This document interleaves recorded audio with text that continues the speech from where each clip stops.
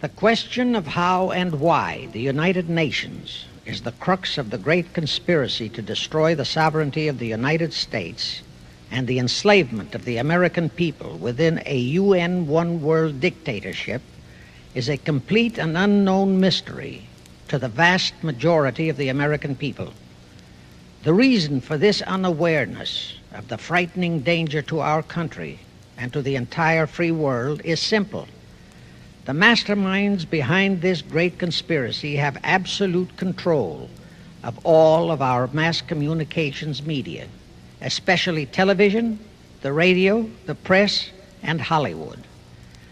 We all know that our State Department, the Pentagon, and the White House have brazenly proclaimed that they have the right and the power to manage the news, to tell us not the truth, but what they want us to believe.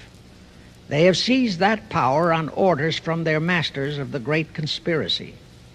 And the objective is to brainwash the people into accepting the phony peace bait to transform the United States into an enslaved unit of the United Nations one world government.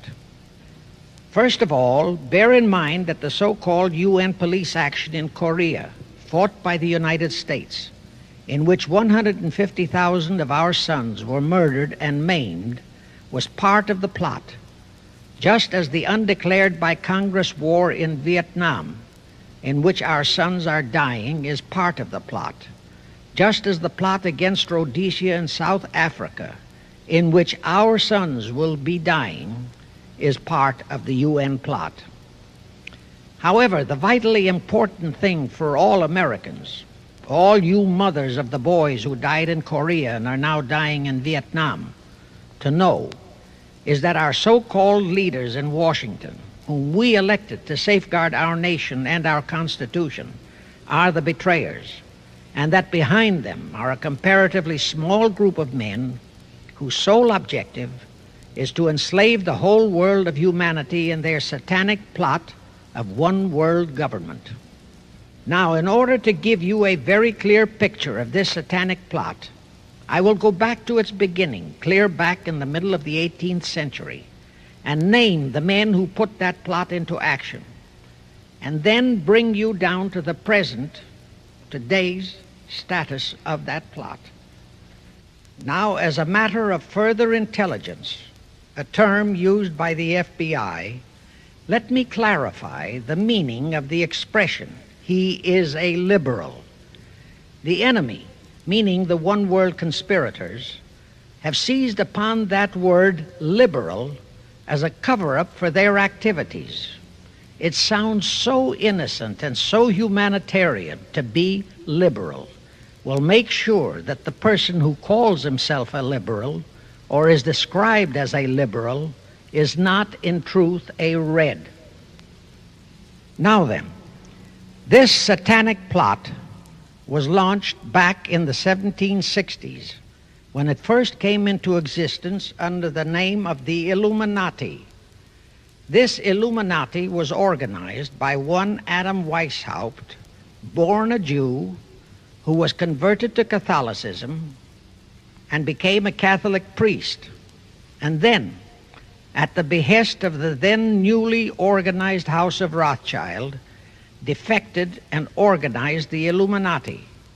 Naturally, the Rothschilds financed that operation. And every war since then, beginning with the French Revolution, has been promoted by the Illuminati, operating under various names and guises.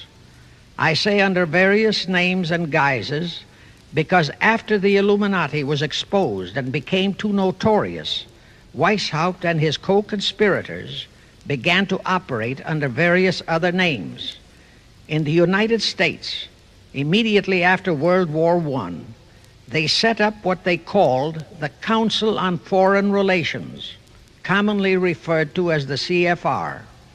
And this CFR is actually the Illuminati in the United States. And its hierarchy, the masterminds in control of the CFR, to a very great extent are the descendants of the original Illuminati conspirators.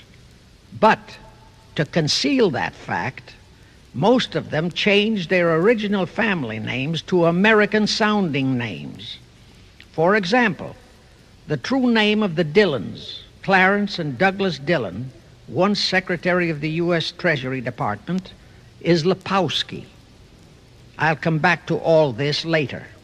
There is a similar establishment of the Illuminati in England, operating under the name of the British Institute of International Affairs. There are similar secret Illuminati organizations in France, Germany, and other nations operating under different names. And all these organizations, including the CFR, continuously set up numerous subsidiary or front organizations that are infiltrated into every phase of the various nations' affairs. But at all times, the operations of these organizations were and are masterminded and controlled by the internationalist bankers, who in turn were and are controlled by the Rothschilds. The details of how they accomplished the setting up of the CFR in the United States, as also in the other nations, are far too voluminous to be described in this dissertation. But you can find it complete in News Bulletin number 122, entitled UN is Spawn of the Illuminati, and News Bulletin number 123, entitled CFR Completely Unmasked as Illuminati. Both are published by the Cinema Educational Guild, Post Office Box 46205, Hollywood, California. You can get them for 50 cents per copy by writing to that address.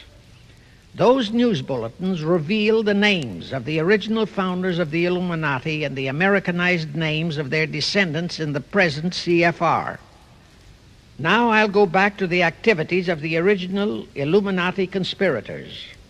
As revealed in News Bulletin number 122, one branch of the Rothschild family had financed Napoleon.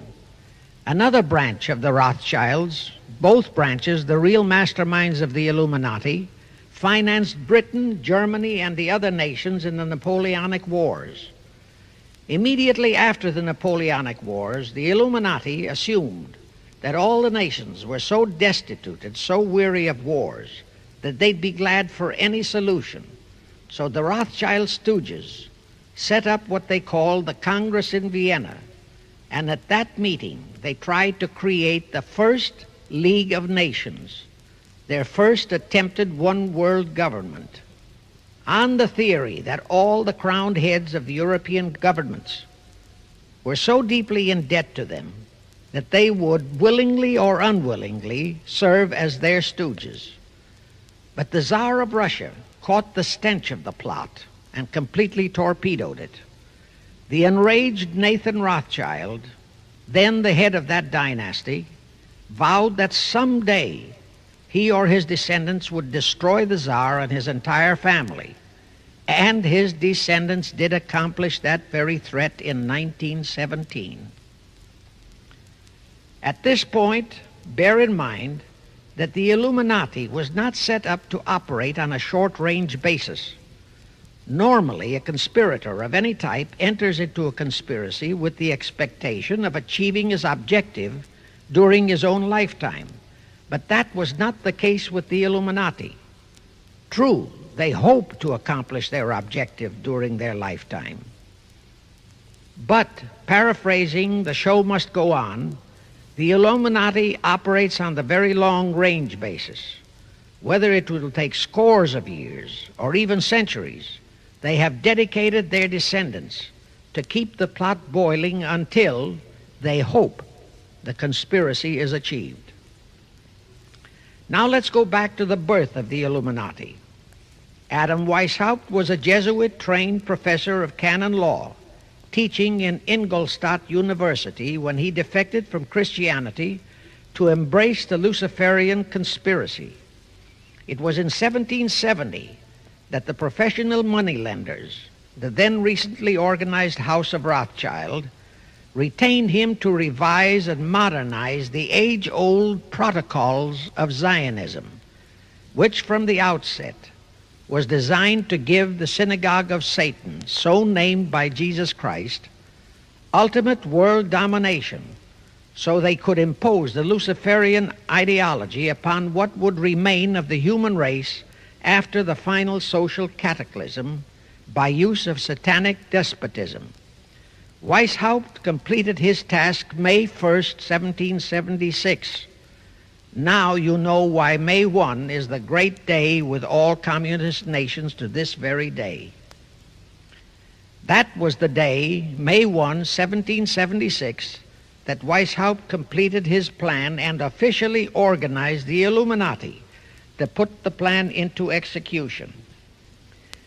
That plan required the destruction of all existing governments and religions.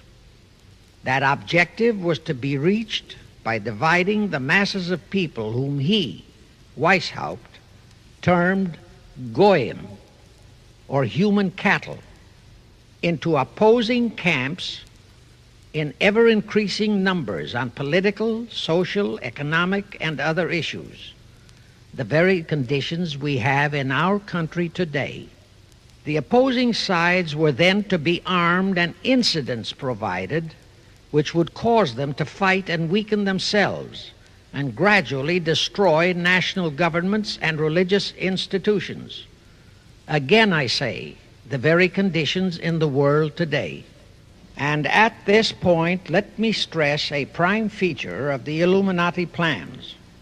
When and if their blueprint for world control, the protocols of the elders of Zion, is discovered and exposed, they would wipe all the Jews off the face of the earth in order to divert suspicions from themselves. If you think this is far-fetched, bear in mind that they permitted Hitler, a liberal socialist himself, who was financed by Krupp, Kennedy, the Warburgs, and the Rothschilds, to incinerate 600,000 Jews.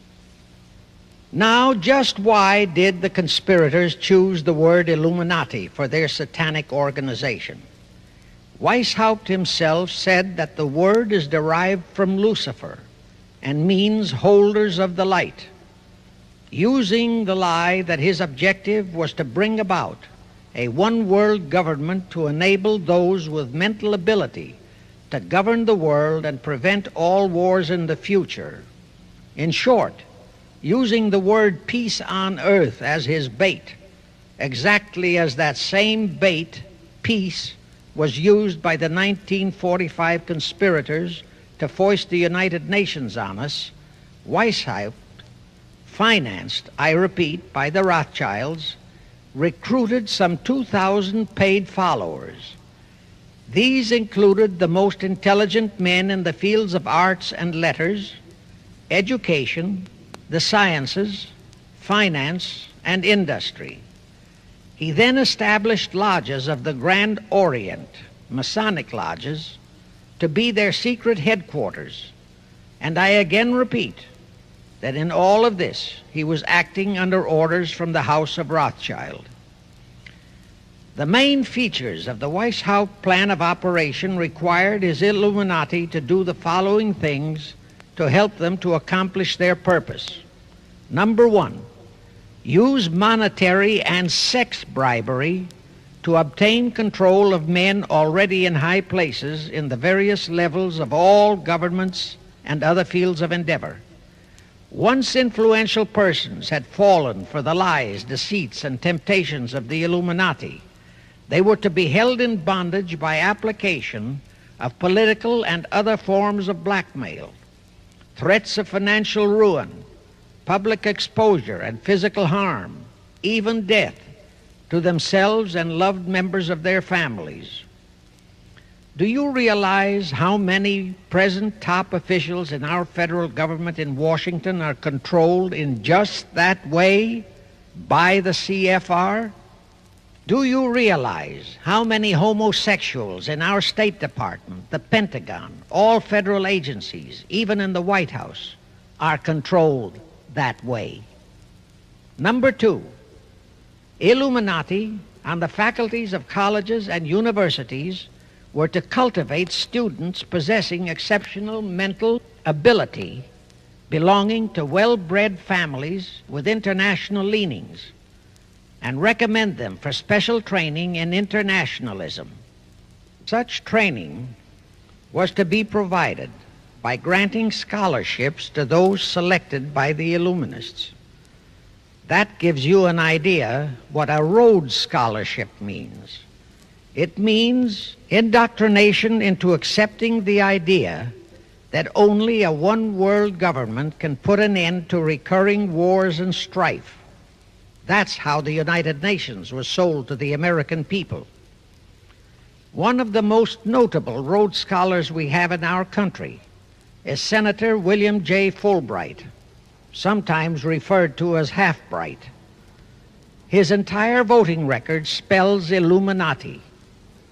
All such scholars were to be first persuaded and then convinced that men of special talent and brains have the right to rule those less gifted on the ground that the masses don't know what is best for them physically, mentally, and spiritually.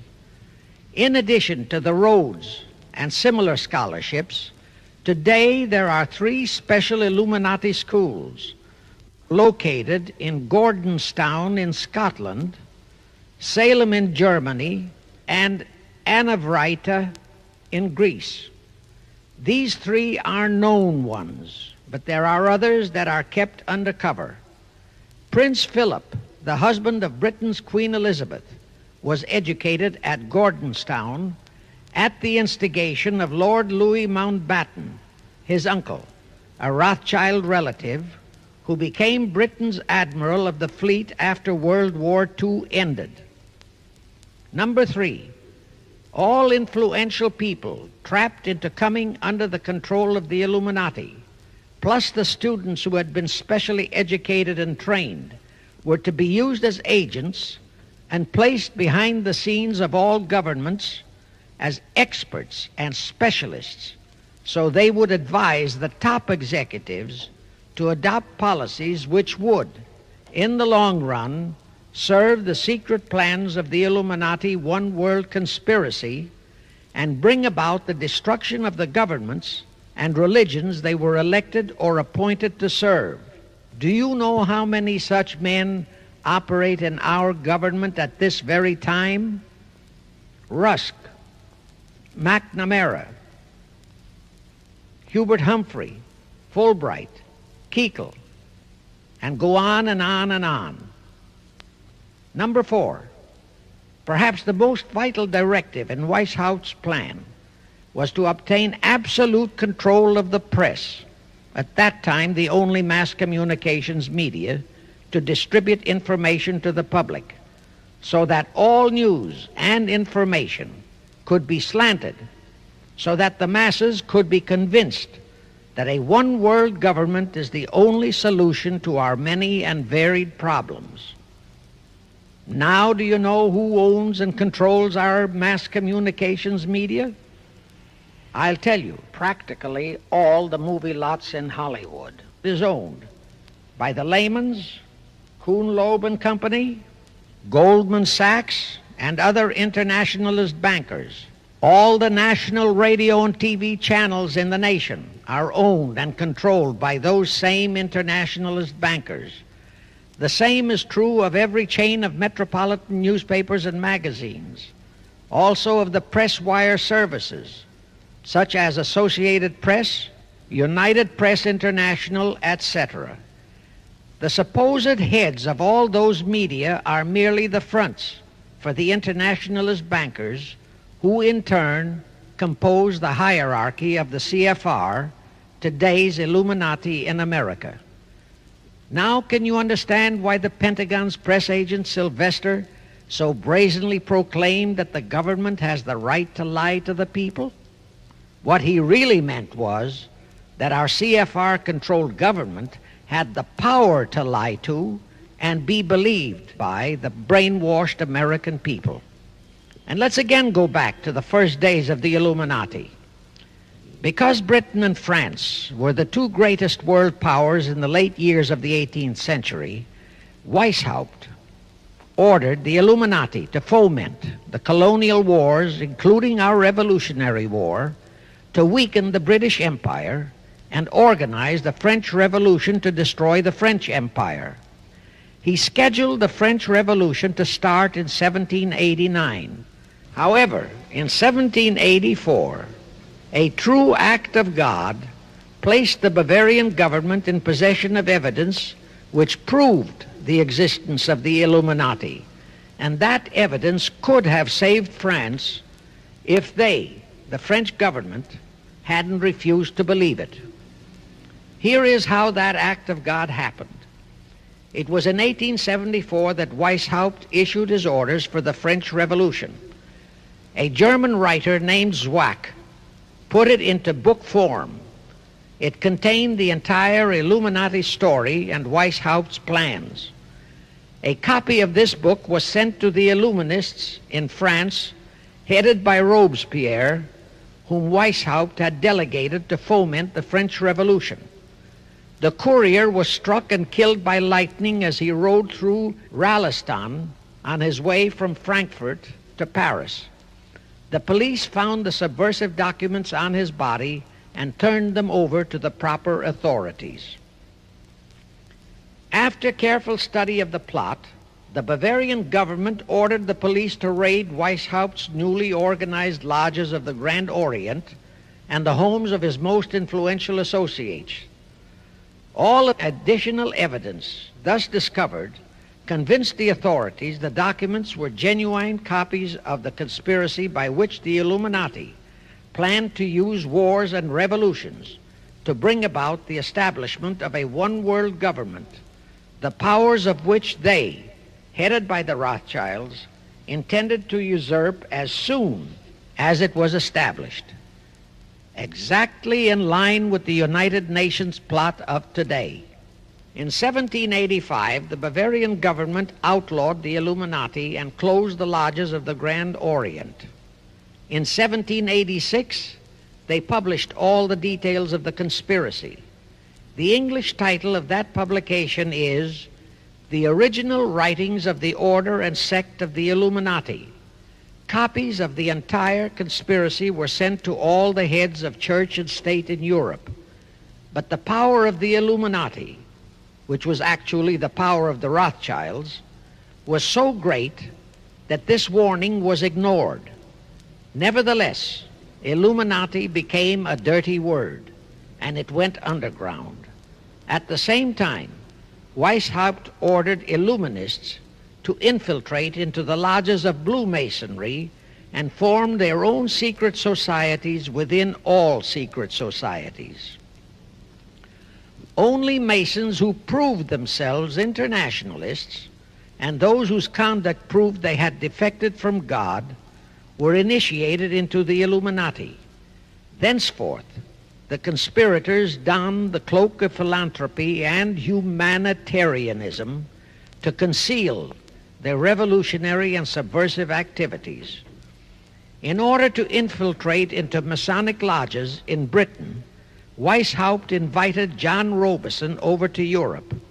Robison was a high-degree Mason in the Scottish Rite.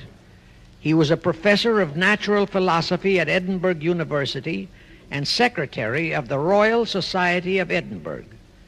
Robison did not fall for the lie that the objective of the Illuminati was to create a benevolent dictatorship, but he kept his reactions to himself so well that he was entrusted with a copy of Weishaupt's revised conspiracy for study and safekeeping. Anyway, because the heads of state and church in France were deluded into ignoring the warnings given them, the revolution broke out in 1789 as scheduled by Weishaupt. In order to alert other governments to their danger, in 1798 Robison published a book entitled Proof of a Conspiracy to Destroy All Governments and Religions. But his warnings were ignored, exactly as our American people have been ignoring all warnings about the United Nations and the Council on Foreign Relations, the CFR. Now here is something that will stun and very likely outrage many who hear this, but there is documentary proof that our own Thomas Jefferson and Alexander Hamilton became students of Weishaupt's. Jefferson was one of Weishaupt's strongest defenders when he was outlawed by his government. And it was Jefferson who infiltrated the Illuminati into the then newly organized lodges of the Scottish Rite in New England. Here is the proof. In 1789, John Robeson warned all Masonic leaders in America that the Illuminati had infiltrated into their lodges. And on July 19, 1789, David Papin, president of Harvard University, issued the same warning to the graduating class and lectured them on the influence Illuminism was acquiring on American politics and religion. And to top it off, John Quincy Adams, who had organized the New England Masonic lodges, issued his warnings. He wrote 3 letters to Colonel William L. Stone, a top Mason, in which he exposed how Jefferson was using Masonic lodges for subversive, Illuministic purposes. Those 3 letters are at this very time in Rittenberg Square Library in Philadelphia. In short, Jefferson, founder of the Democratic Party, was a member of the Illuminati, which at least partly accounts for the condition of the party at this time. And through infiltrations of the Republican Party, we have exactly nothing of loyal Americanism today. That disastrous rebuff at the Congress at Vienna, created by the Tsar of Russia, did not by any means destroy the Illuminati conspiracy. It merely forced them to adopt a new strategy. Realizing that the one world idea was, for the moment, killed, the Rothschilds decided that to keep the plot alive, they'd have to do it by heightening their control of the money systems of the European nations. Earlier, by a ruse, the outcome of the Battle of Waterloo had been falsified. Rothschild had spread a story that Napoleon had won that battle. That had precipitated a terrific panic on the stock market in England. All stocks had plummeted down to practically zero, and Nathan Rothschild bought all the stocks for virtually a penny on its dollar values. That gave him complete control of the economy of Britain and virtually of all Europe. So immediately after that Congress in Vienna had boomeranged, Rothschild forced Britain to set up a new Bank of England, which he absolutely controlled, exactly as later, through Jacob Schiff, he engineered our own Federal Reserve Act, which gave the House of Rothschild a secret control of the economy in the United States. But now for a moment, let's dwell on the activities of the Illuminati in the United States.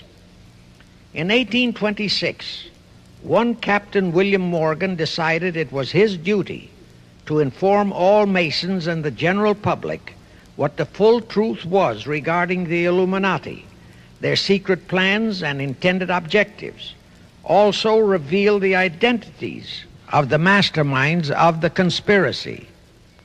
The Illuminati promptly tried Morgan in absentia and convicted him of treason.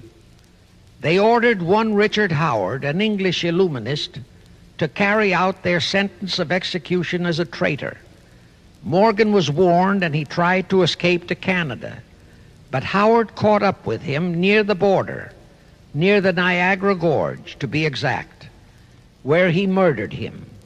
This was verified in a sworn statement made in New York by one Avery Allen to the effect that he heard Howard render his report of the execution to a meeting of Knights Templars in St. John's Hall, New York. He also told how arrangements had been made to ship Howard back to England. That Allen affidavit is on record in New York City archives. Very few Masons and very few of the general public know that general disapproval over that incident of murder caused approximately half of all the Masons in the northern jurisdiction of the United States to secede. Copies of the minutes of the meeting held to discuss that matter are still in existence in safe hands, and that all that secrecy emphasizes the power of the masterminds of the Illuminati to prevent such terrible events of history from being taught in our schools. In the early 1850s, the Illuminati held a secret meeting in New York, which was addressed by a British illuminist named Wright. Those in attendance were told that the Illuminati was organizing to unite the nihilist and atheist groups with all other subversive groups into an international to be known as communists. That was when the word communist first came into being, and it was intended to be the supreme weapon and scare word to terrify the whole world and drive the terrorized peoples into the Illuminati one world scheme. This scheme, communism, was to be used to enable the Illuminati to foment future wars and revolutions. Clinton Roosevelt, a direct ancestor of Franklin Roosevelt, Horace Greeley and Charles Dana, foremost newspaper publishers of that time, were appointed to head a committee to raise funds for the new venture. Of course, most of the funds were provided by the Rothschilds. And this fund was used to finance Karl Marx and Engels when they wrote Das Kapital and the Communist Manifesto in Soho, England.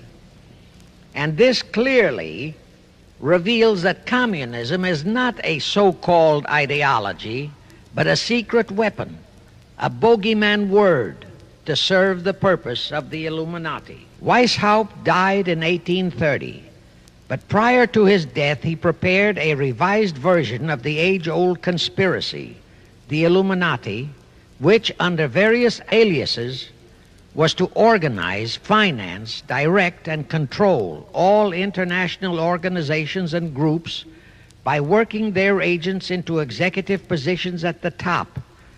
In the United States, we have Woodrow Wilson, Franklin Roosevelt, Jack Kennedy, Johnson, Rusk, McNamara, Fulbright, etc., as prime examples. In addition, while Karl Marx was writing the Communist Manifesto under the direction of one group of Illuminists, Professor Karl Ritter of Frankfurt University was writing the antithesis under direction of another group. The idea was that those who direct the overall conspiracy could use the differences in those two so-called ideologies to enable them to divide larger and larger members of the human race into opposing camps so that they could be armed and then brainwashed into fighting and destroying each other, and particularly to destroy all political and religious institutions. The work Ritter started was continued after his death and completed by the German so-called philosopher Friedrich Wilhelm Nietzsche, who founded Nietzscheism. This Nietzscheism was later developed into fascism and then into Nazism and was used to foment World Wars I and II. In 1834, the Italian revolutionary leader Giuseppe Mazzini was selected by the Illuminati to direct their revolutionary program throughout the world. He served in that capacity until he died in 1872. But some years before he died, Mazzini had enticed an American general named Albert Pike into the Illuminati. Pike was fascinated by the idea of a one-world government, and ultimately he became the head of this Luciferian conspiracy. Between 1859 and 1871, he, Pike, worked out a military blueprint for 3 world wars and various revolutions throughout the world, which he considered would forward the conspiracy to its final stage in the 20th century. Again, I remind that these conspirators were never concerned with immediate success. They always operated on a long-range view. Pike did most of his work in his home in Little Rock, Arkansas.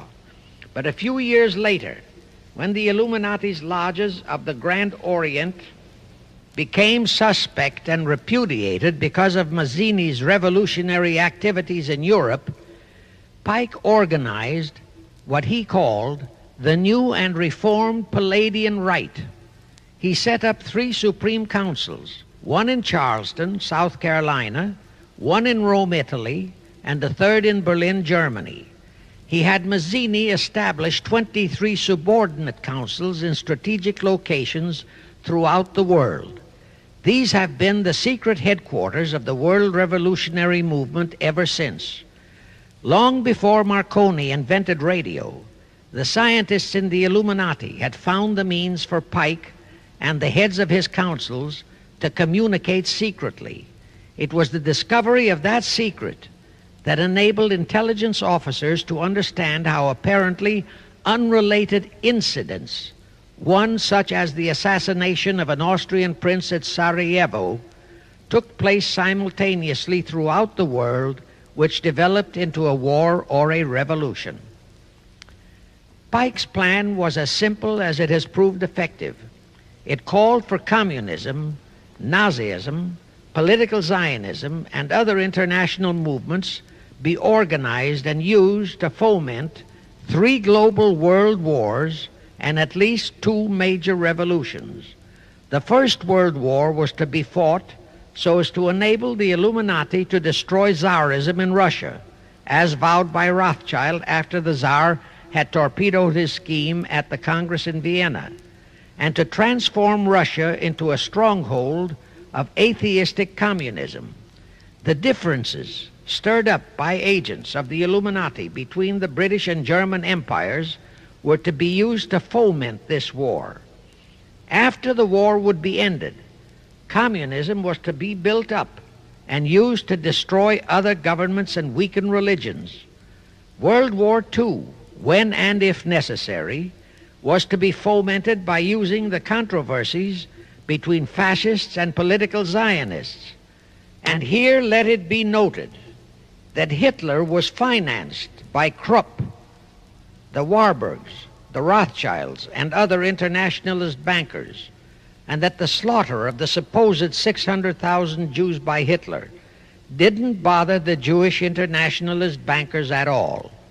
That slaughter was necessary in order to create worldwide hatred of the German people and thus bring about the war against them.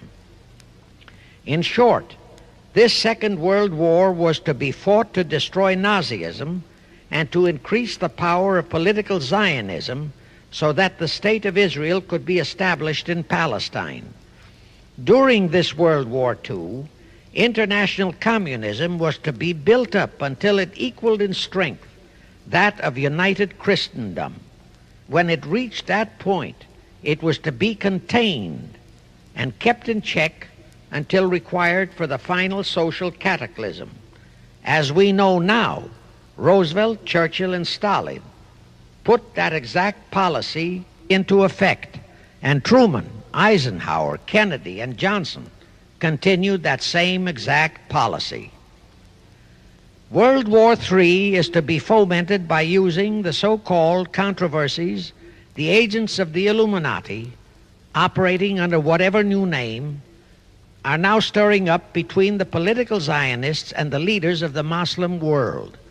That war is to be directed in such a manner that all of Islam and political Zionism, Israel, will destroy each other, while at the same time the remaining nations, once more divided on this issue, will be forced to fight themselves into a state of complete exhaustion, physically, mentally, spiritually, and economically.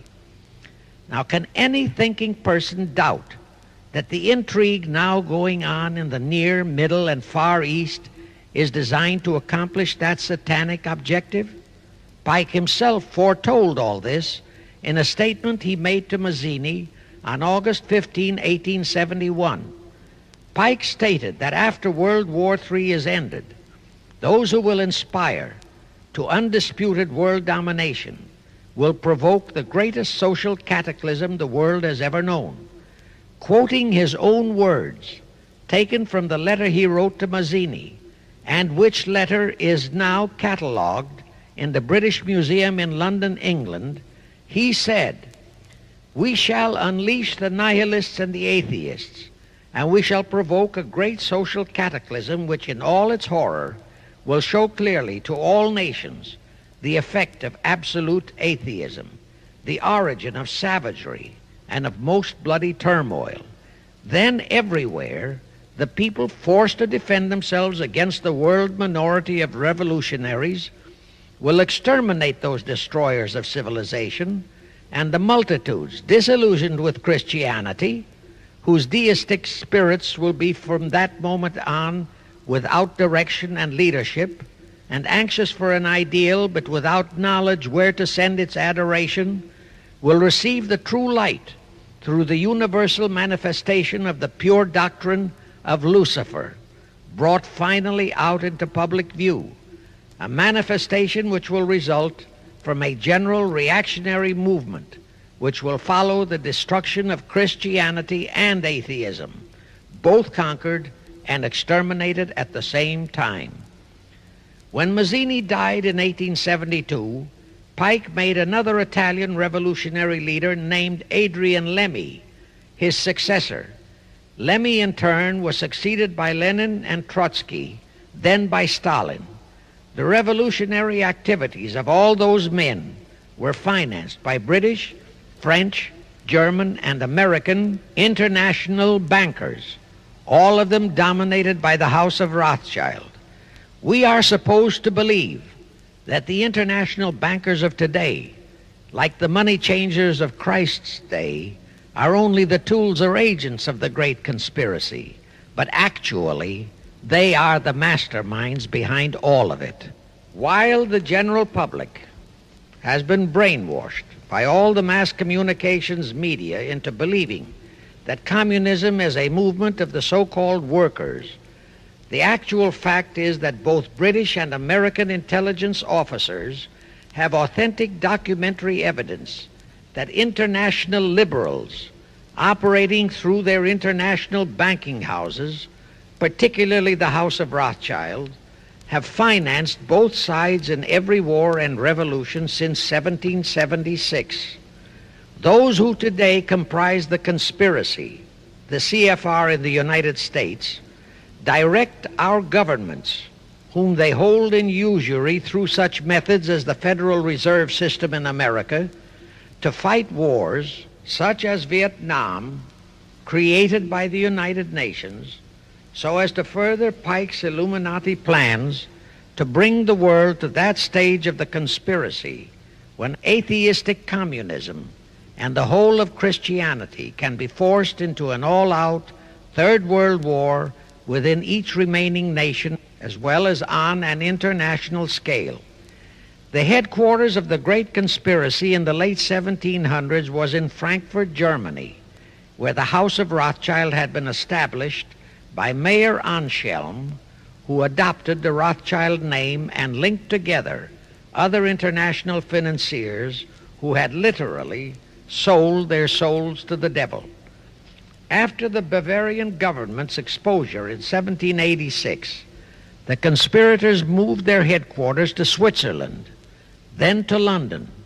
Since World War II, after Jacob Schiff, the Rothschilds' boy in America, died, the headquarters of the American branch has been in the Harold Pratt Building, New York, and the Rockefellers, originally protégés of Schiff, have taken over the manipulation of finances in America for the Illuminati.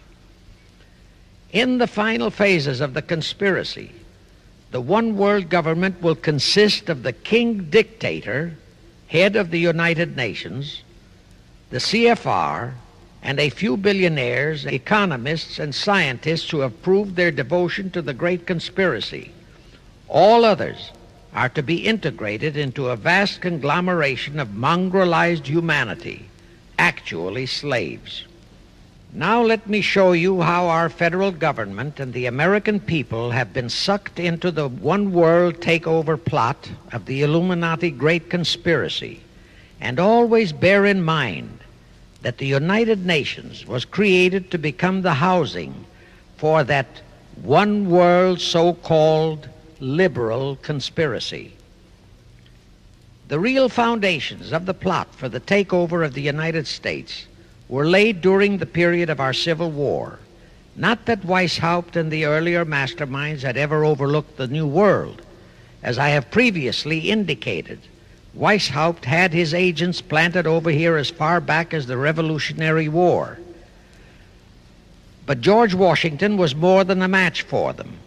It was during the Civil War that the conspirators launched their first concrete efforts. We know that Judah Benjamin, chief advisor of Jefferson Davis, was a Rothschild agent. We also know that there were Rothschild agents planted in Abraham Lincoln's cabinet who tried to sell him into a financial dealing with the House of Rothschild. But old Abe saw through the scheme and bluntly rejected it, thereby incurring the undying enmity of the Rothschilds, exactly as the Russian Tsar did when he torpedoed their first League of Nations at the Congress in Vienna. Investigation of the assassination of Lincoln revealed that the assassin, Booth, was a member of a secret conspiratorial group. Because there were a number of highly important government officials involved, the name of the group was never revealed, and it became a mystery, exactly as the assassination of Jack Kennedy still is a mystery. But I am sure it will not for long remain a mystery. Anyway, the ending of the Civil War destroyed, temporarily, all chances of the House of Rothschild to get a clutch on our money system, such as they had acquired in Britain and other nations in Europe. I say temporarily because the Rothschilds and the masterminds of the conspiracy never quit. So they had to start from scratch, but they lost no time in getting started. Shortly after the Civil War, a young immigrant who called himself Jacob H. Schiff arrived in New York. Jacob was a young man with a mission for the House of Rothschild. Jacob was the son of a rabbi, born in one of Rothschild's houses in Frankfurt, Germany. I won't go deeply into his background. The important point is that Rothschild recognized in him not only a potential money wizard, but more important, he also saw the latent Machiavellian qualities in Jacob that could, as it did, make him an invaluable functionary in the great one-world conspiracy. After a comparatively brief training period in the Rothschilds' London bank, Jacob left for America with instructions to buy into a banking house, which was to be the springboard to acquire control of the money system of the United States. Actually, Jacob came here to carry out 4 specific assignments. Number 1, and most important, was to acquire control of America's money system. Number 2, find desirable men who, for a price, would be willing to serve as stooges for the great conspiracy and promote them into high places in our federal government, our Congress, in the U.S. Supreme Court, and all federal agencies. Number 3, create minority group strife throughout the nations, particularly between whites and blacks. Number 4, create a movement to destroy religion in the United States, but Christianity to be the chief target.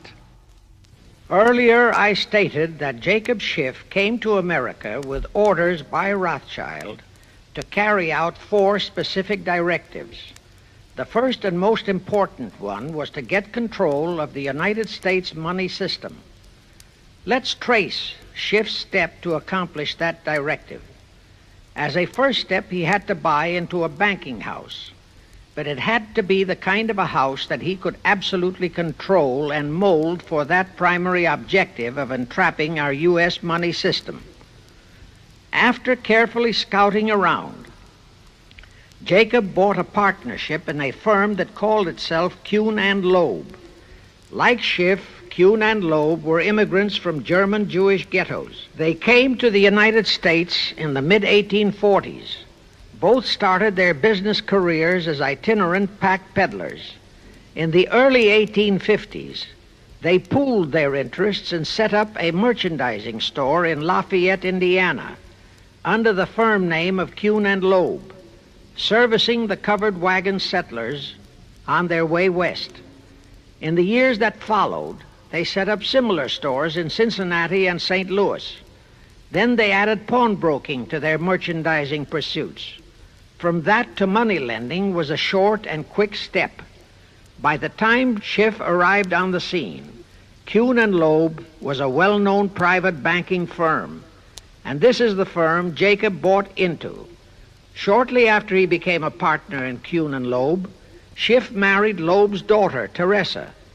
Then he bought out Kuhn's interests and moved the firm to New York, and Kuhn and Loeb became Kuhn, Loeb and Company, international bankers, with Jacob Schiff, agent of the Rothschilds, ostensibly the sole owner. And throughout his career, this blend of Judas and Machiavelli, the first hierarch of the Illuminati, great conspiracy in America, posed as a generous philanthropist and a man of great holiness, the cover-up policy set forth by the Illuminati. As I have stated, the first great step of the conspiracy was to be the entrapment of our money system. To achieve that objective, Schiff had to get full cooperation of the then big banker elements in America, and that was easier said than done. Even in those years, Wall Street was the heart of the American money mart, and J.P. Morgan was its dictator. Next in line were the Drexels and the Biddles in Philadelphia. All the other financiers, big and little, danced to the music of those three houses, but particularly to that of Morgan. All of those three were proud, haughty, arrogant potentates. For the first few years, they viewed the little bewhiskered man from the German ghettos with utter contempt. But Jacob knew how to overcome that. He threw a few Rothschild bones to them, said bones being distribution in America of desirable European stock and bond issues. Then he discovered he had a still more potent weapon in his hands in the following. It was in the decades following our Civil War that our industries began to burgeon. We had great railroads to build. The oil, mining, steel, textile industries were bursting out of their swaddling clothes. All that called for vast financing. Much of that financing had to come from abroad. That meant the House of Rothschild, and that was when Schiff came into his own. He played a very crafty game. He became the patron saint of John D. Rockefeller, Edward R. Harriman, and Andrew Carnegie. He financed the Standard Oil Company for Rocky, the railroad empire for Harriman, and the steel empire for Carnegie. But instead of hogging all the other industries for Kuhn, Loeb and Company, he opened the doors of the House of Rothschild to Morgan, Biddle, and Drexel. In turn, Rothschild arranged the setting up of London, Paris, European, and other branches for those three, but always in partnerships with Rothschild subordinates. And Rothschild made it very clear to all those men that Schiff was to be the boss in New York. Thus, at the turn of the century, Schiff had a tight control of the entire banking fraternity on Wall Street, which by then, with Schiff's help, included Lehman Brothers, Goldman Sachs, and other internationalist banks, headed by men chosen by the Rothschilds. In short, that meant control of the nation's money powers, and he was then ready for the giant step, the entrapment of our national money system. Now, under our Constitution, all control of our money system is vested solely in our Congress. Schiff's next important step was to seduce our Congress to betray that constitutional edict by surrendering that control to the hierarchy of the Illuminati's great conspiracy. In order to legalize that surrender and thus make the people powerless to resist it, it would be necessary to have Congress enact special legislation. To accomplish that, Schiff would have to infiltrate stooges into both houses of Congress, stooges powerful enough to railroad Congress into passing such legislation. Equally, or even more important, he would have to plant a stooge in the White House, a president without integrity and without scruples, who would sign that legislation into law. To accomplish that, he had to get control of either the Republican or the Democratic Party. The Democratic Party was the more vulnerable. It was the hungrier of the two parties. Except for Grover Cleveland, the Democrats had been unable to land one of their men in the White House since before the Civil War. There were two reasons for that. Number one, poverty of the party. Number two, there were considerably more Republican-minded voters than Democrats. The poverty matter was not a great problem, but the voter problem was a different story. But as I previously said, Schiff was a smart cookie. Here is the atrocious and murderous method he employed to solve that voter problem. His solution emphasizes how very little the Jewish internationalist bankers care about their own racial brethren, as you shall see. Suddenly, around 1890, there broke out a nationwide series of pogroms in Russia.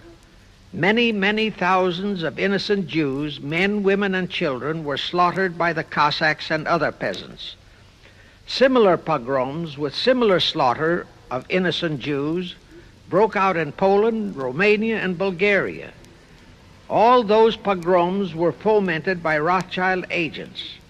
As a result, Jewish terrified refugees from all those nations swarmed into the United States, and that continued throughout the next 2 or 3 decades because the pogroms were continuous through all those years. All those refugees were aided by self-styled humanitarian committees set up by Schiff, the Rothschilds, and all the Rothschild affiliates. In the main, the refugees streamed into New York, but the Schiff-Rothschild humanitarian committees found ways to shuffle many of them into other large cities, such as Chicago, Boston, Philadelphia, Detroit, Los Angeles, etc. All of them were quickly transformed into naturalized citizens and educated to register as Democrats. Thus, all of that so-called minority group became solid Democratic voter blocs in their communities, all controlled and maneuvered by their so-called benefactors. And shortly after the turn of the century, they became vital factors in the political life of our nation. That was one of the methods Schiff employed to plant men like Nelson Aldrich in our Senate and Woodrow Wilson in the White House. At this point, let me remind you of another of the important jobs that was assigned to Schiff when he was dispatched to America. I refer to the job of destroying the unity of the American people by creating minority group and racial strife. By the pogrom-driven Jewish refugees into America, Schiff was creating one ready-made minority group for that purpose. But the Jewish people as a whole, made fearful by the pogroms, could not be depended upon to create the violence necessary to destroy the unity of the American people. But right within America, there was an already made-to-order, although as yet a sleeping minority group, the Negroes, who could be sparked into so-called demonstrations, rioting, looting, murder, and every other type of lawlessness.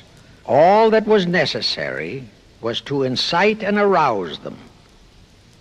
Together, those two minority groups, properly maneuvered, could be used to create exactly the kind of strife in America the Illuminati would need to accomplish their objective. Thus, at the same time that Schiff and his co-conspirators were laying their plans for the entrapment of our money system, they were also perfecting plans to hit the unsuspecting American people with an explosive and terrifying racial upheaval that would tear the people into hate fractions and create chaos throughout the nation, especially on all college and university campuses. all protected by Earl Warren decisions and our so-called leaders in Washington. Of course, perfecting those plans required time and infinitely patient organizing. Now, to remove all doubts, I'll take a few moments to give you documentary proof of this racial strife plot. First of all, they had to create leaderships and organizations to draw in millions of dupes, both Jewish and Negroes, who would do the demonstrating and commit the rioting, looting, and lawlessness. So in 1909, Schiff, the Laymans, and other conspirators organized and set up the National Association for the Advancement of the Colored People, known as the NAACP. The presidents, directors, and legal counsels of the NAACP were always white men, Jews appointed by Schiff. And this is the case to this very day. Then, in 1913, the Schiff Group organized the Anti-Defamation League of the B'nai B'rith, commonly known as the ADL, to serve as the Gestapo and hatchet man outfit for the entire great conspiracy. Today, this sinister ADL maintains over 2,000 agencies in all parts of the country, and they advise and completely control every action of the NAACP, core of the Urban League, of all the other so-called Negro civil rights organizations throughout the nation, including such leaders as Martin Lucifer King, Stokely Carmichael, Bayard Rustin, and others of that ilk. In addition, the ADL acquired absolute control of the advertising budgets of many department stores, hotel chains, and TV and radio industrialist sponsors, also advertising agencies, in order to control practically all the mass communications media and force every loyal newspaper to slant and falsify the news, and to further incite and at the same time create sympathy for the lawlessness and violence of the Negro mobs. Here is documentary proof of the beginning of their deliberate plot to foment the Negroes into all their lawlessness. Around 1910, one Israel Zangwill wrote a play entitled The Melting Pot.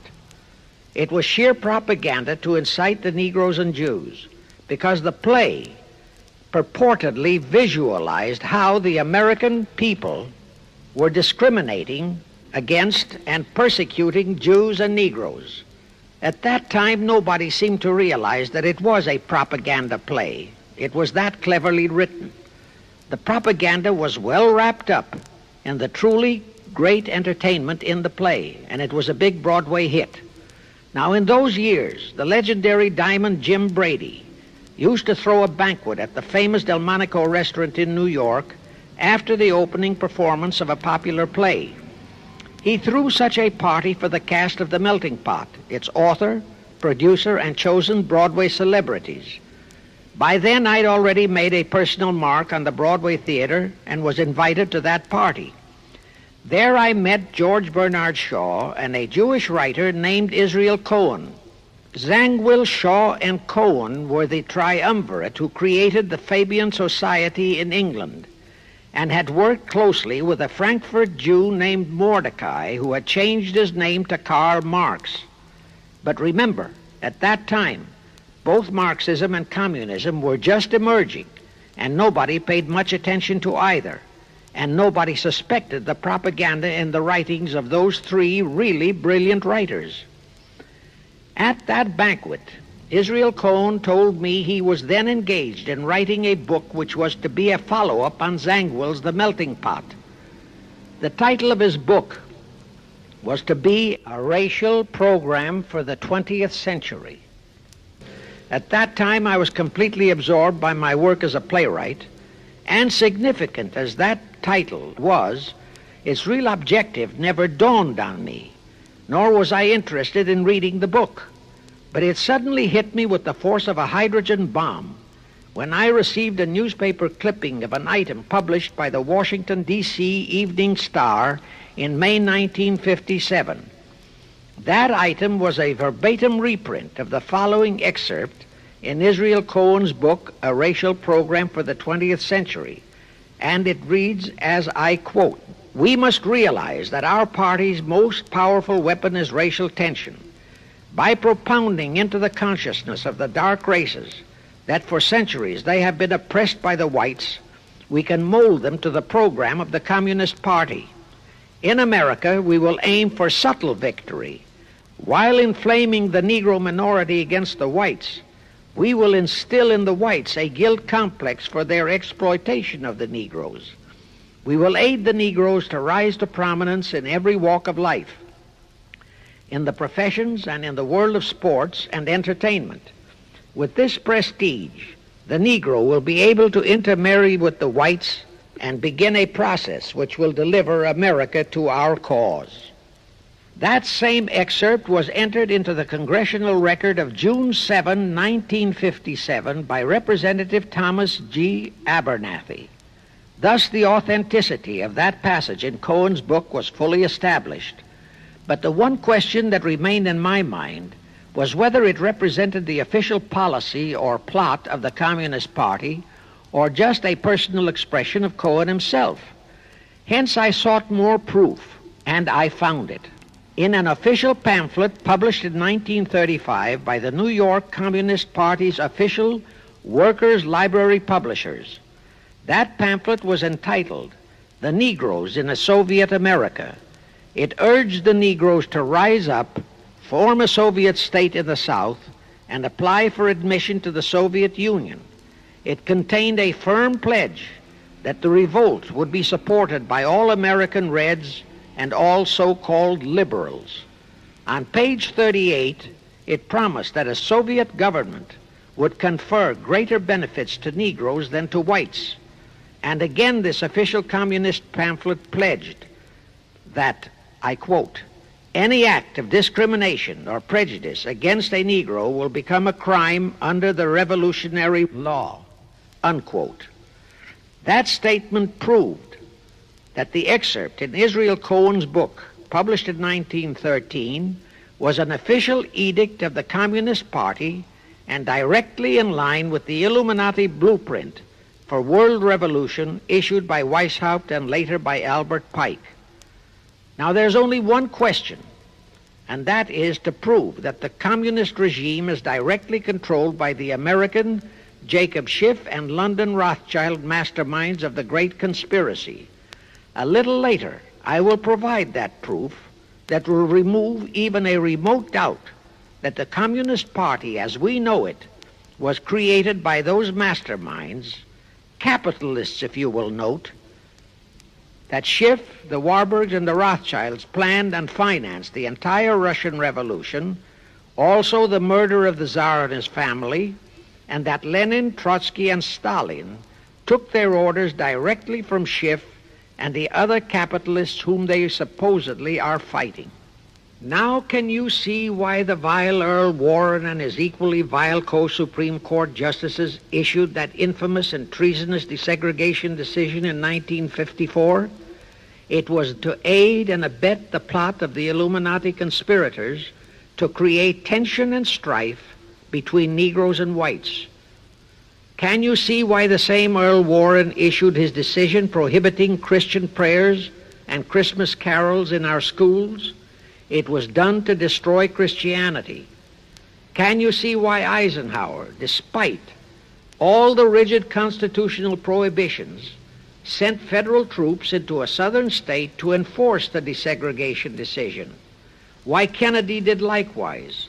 And can you see why Johnson and 66 senators, despite the protests of 90% of the American people, voted for the Consular Treaty, which opens our entire country to Russian spies and saboteurs? All those 66 senators are 20th century Benedict Arnolds. It is up to you and you, all of the American people, to force Congress, our elected servants, to haul in those American traitors for impeachments, and that when proven guilty, they all be given the punishment prescribed for traitors who aid and abet our enemies. And that includes the forcing of rigid investigations by Congress of the CFR and all their fronts, such as the ADL, the NAACP, SNCC, and such Illuminati tools as Martin Lucifer King. Such investigations will completely unmask all the leaders in Washington and the Illuminati and all their affiliations and affiliates as traitors carrying out the Illuminati plot. It will completely unmask the United Nations as the intended crux of the entire plot and force Congress to take the U.S. out of the UN and hurl the UN out of the U.S. In fact, it will destroy the UN and the entire plot.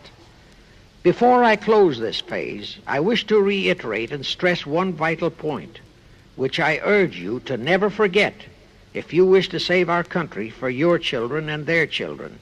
Here is the point. Every unconstitutional and unlawful act committed by Woodrow Wilson, by Franklin Roosevelt, by Truman, Eisenhower, and Kennedy, and are now being committed by Johnson, is exactly in line with the Illuminati conspirators' centuries-old plot outlined by Weishaupt and Albert Pike. Every vicious decision issued by the traitorous Earl Warren and his equally traitorous Supreme Court justices was directly in line with what the Illuminati blueprint required. That all the treason committed by our State Department under Rusk and earlier by John Foster Dulles and Marshall, also all the treason committed by McNamara and his predecessors, is directly in line with that same Illuminati blueprint for the takeover of the world. Also the amazing treason by various members of our Congress, especially by the 66 senators who signed for the Consular Treaty, has been committed on orders from the Illuminati. Now I will go back to Jacob Schiff's entrapment of our money system and the treasonous actions that followed. It will also reveal the Schiff-Rothschild control of not only Karl Marx, but of Lenin, Trotsky, and Stalin, who created the revolution in Russia and set up the Communist Party. It was in 1908 that Schiff decided the time had come for his seizure of our money system. His chief lieutenants in that seizure were Colonel Edward Mandel House, whose entire career was that of chief executive and courier for Schiff, as I shall show, Bernard Baruch, and Herbert Lehman. In the fall of that year, they assembled in secret conclave at the Jekyll Island Hunt Club, owned by J.P. Morgan at Jekyll Island, Georgia.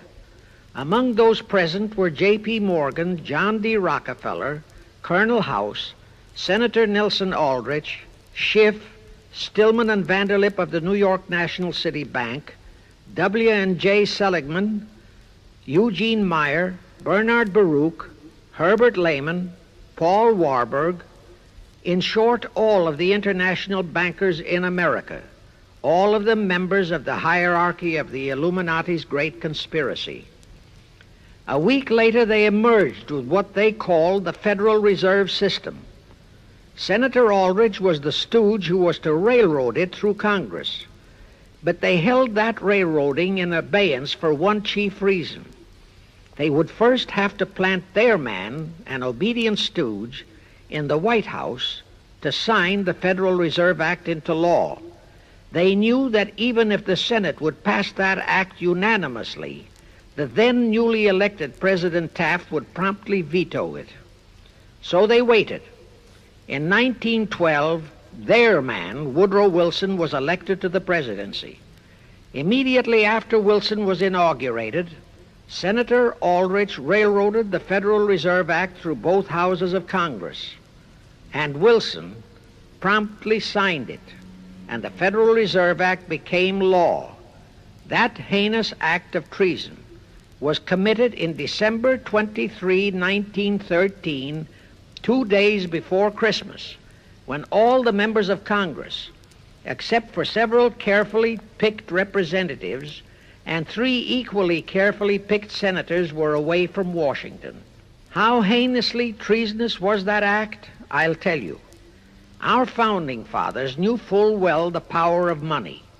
They knew that whoever had that power held the destiny of our nation in his hands. Therefore, they carefully guarded this power when they set forth in the Constitution that Congress, the elected representatives of the people, alone would have that power. The constitutional language on this point is brief, concise, and specific, stated in Article 1, Section 8, Paragraph 5, defining the duties and powers of Congress, and I quote, "To coin money, regulate the value thereof, and of foreign coin, and the standard of weights and measures," unquote. But on that tragic, unforgettable day of infamy, December 23, 1913, the men we sent to Washington to safeguard our interests, the representatives and senators and Woodrow Wilson, delivered the destiny of our nation into the hands of two aliens from Eastern Europe, Jacob Schiff and Paul Warburg. Warburg was a very recent immigrant who came here on orders from Rothschild for the express purpose of blueprinting that foul Federal Reserve Act. Now, the vast majority of the American people think that the Federal Reserve System is a United States government-owned agency. That is positively false. All of the stock of the Federal Reserve banks is owned by the member banks, and the heads of the member banks are all members of the hierarchy of the great Illuminati conspiracy known today as the CFR. The details of that act of treason in which many traitorous so-called Americans participated are far too long for this recording, but all those details are available in a book entitled The Federal Reserve Conspiracy, written by Eustace Mullins. In that book, Mullins tells the entire horrifying story and backs it up with unquestionable documentations. Aside from it being a truly fascinating and shocking story of that great betrayal, every American should read it as a matter of vital intelligence for the time when the whole American people will finally come awake and smash the entire conspiracy. And with God's help, that awakening will surely come. You can get a copy of that book from the publishers, the Christian Educational Association, 530 Chestnut Street, Union, New Jersey. Now, if you think that those aliens and their by accident of birth American co-conspirators would be content with just the control of our money system, you're in for another very sad shock. The Federal Reserve System gave the conspirators complete control of our money system, but it in no way touched the earnings of the people, because the Constitution positively forbids what is now known as the 20% withholding tax. But the Illuminati blueprint for one-world enslavement called for the confiscation of all private property and control of individual earning powers. This, and Karl Marx stressed that feature in his blueprint, had to be accomplished by a progressive graduated income tax. As I stated, such a tax could not lawfully be imposed upon the American people. It is succinctly and expressly forbidden by our Constitution. Thus, only an amendment to the Constitution could give the federal government such confiscatory powers. Well, that too was not an insurmountable problem for our Machiavellian plotters. The same elected leaders in both houses of Congress and the same Mr. Woodrow Wilson, who signed the infamous Federal Reserve Act into law, amended the Constitution to make the federal income tax, known as the 16th Amendment, a law of the land. Both are illegal under our Constitution. In short, the same traitors signed both betrayals, the Federal Reserve Act and the 16th Amendment, into law. However, it seems that nobody ever realized that the 16th Amendment was set up to rob, and I do mean rob, the people of their earnings via the income tax provision. The plotters didn't fully use that provision until World War II, when that great humanitarian, Franklin Roosevelt, applied a 20% withholding tax on all small wage earners and up to 90% on higher incomes. Oh, of course, he faithfully promised that it would be only for the duration of the war. But what was a promise to such a charlatan who in 1940, when he was running for his third term, kept proclaiming, I say again and again and again that I will never send American boys to fight on foreign soil. Remember? He was proclaiming that even as he was already preparing to plunge us into World War II by enticing the Japanese into that sneak attack on Pearl Harbor to furnish him with his excuse. And before I forget, let me remind you that another charlatan named Woodrow Wilson used exactly that same campaign slogan in 1916. His slogan was, "Re-elect the man who will keep your sons out of the war." Exactly the same formula, exactly the same promises. But wait, as Al Jolson used to say, you ain't heard nothing yet. That 16th Amendment income tax trap was intended to confiscate, rob, the earnings only of the common herd, you and me. It was not intended to even touch the huge incomes of the Illuminati gang, the Rockefellers, the Carnegies, the Lehmans, and all the other conspirators. So together with that 16th Amendment, they created what they called the tax-free foundations. That would enable the conspirators to transform their huge wealth into such so-called foundations and avoid payment of virtually all income taxes. The excuse for it was that the earnings of those tax-free foundations would be devoted to humanitarian philanthropy. So we now have the several Rockefeller foundations, the Carnegie Endowment Fund, the Ford Foundation, the Mellon Foundation, and hundreds of similar tax-free foundations. And what kind of philanthropy do these foundations support? Well, they finance all the civil rights groups that are creating all the chaos and rioting all over the country. They finance the Martin Lucifer Kings. The Ford Foundation finances the Center for the Study of Democratic Institutions in Santa Barbara, commonly referred to as Moscow West, and which is headed by Wonderboy Hutchins, Walter Reuther, Irwin Canham, and others of that ilk. In short, the tax-free foundation financed those who are doing the job for the Illuminati great conspiracy. And what are the hundreds of billions of dollars they confiscate every year from the earnings of the common herd, you and me, used for? Well, for one thing, there's the foreign aid gimmick, which gave billions to Communist Tito, plus gifts of hundreds of jet planes, many of which were turned over to Castro, plus the costs of training communist pilots so that they can the better shoot down our planes, billions to Red Poland, billions to India, billions to Sukarno, billions to other enemies of the United States.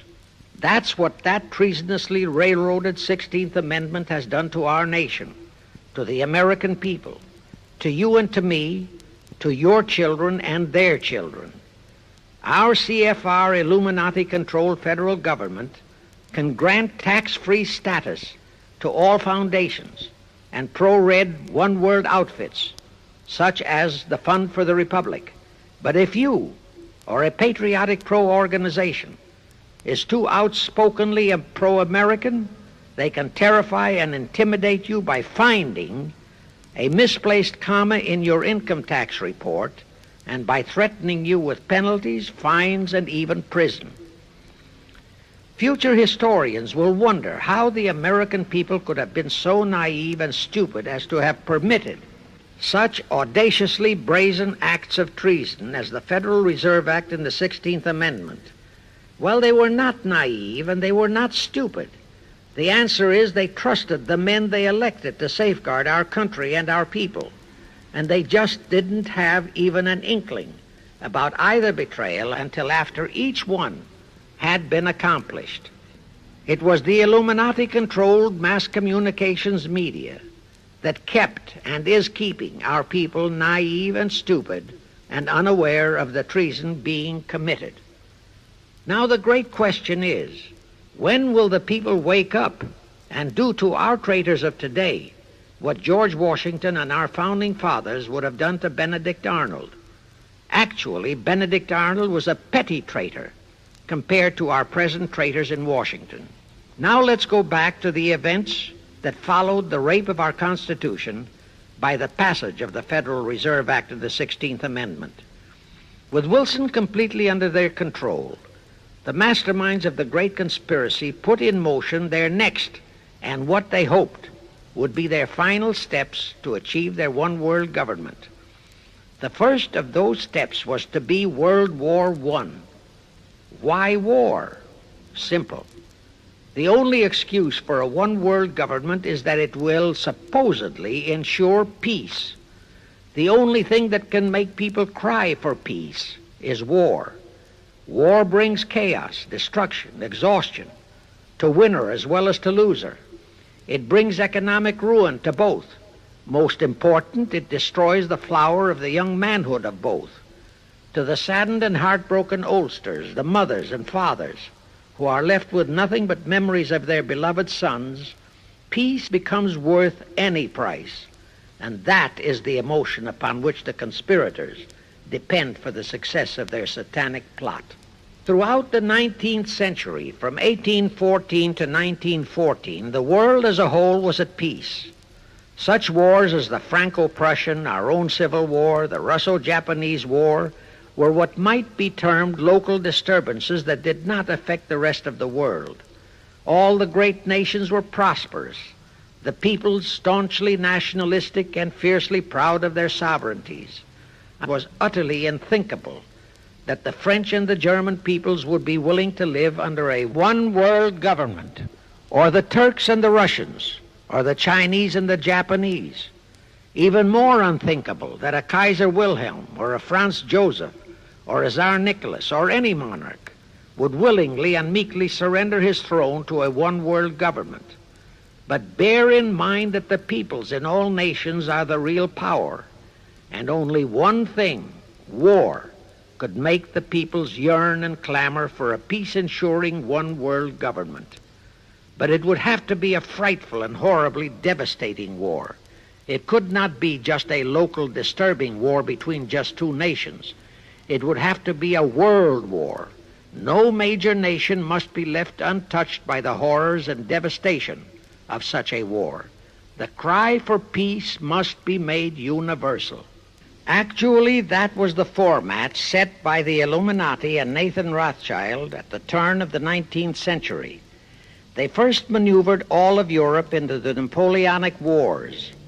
Then the Congress in Vienna, which they, and particularly Rothschild, planned to transform into a League of Nations, which was to have been the housing for their one-world government, exactly as the present United Nations was set up to be the housing for the forthcoming, God forbid, one-world government.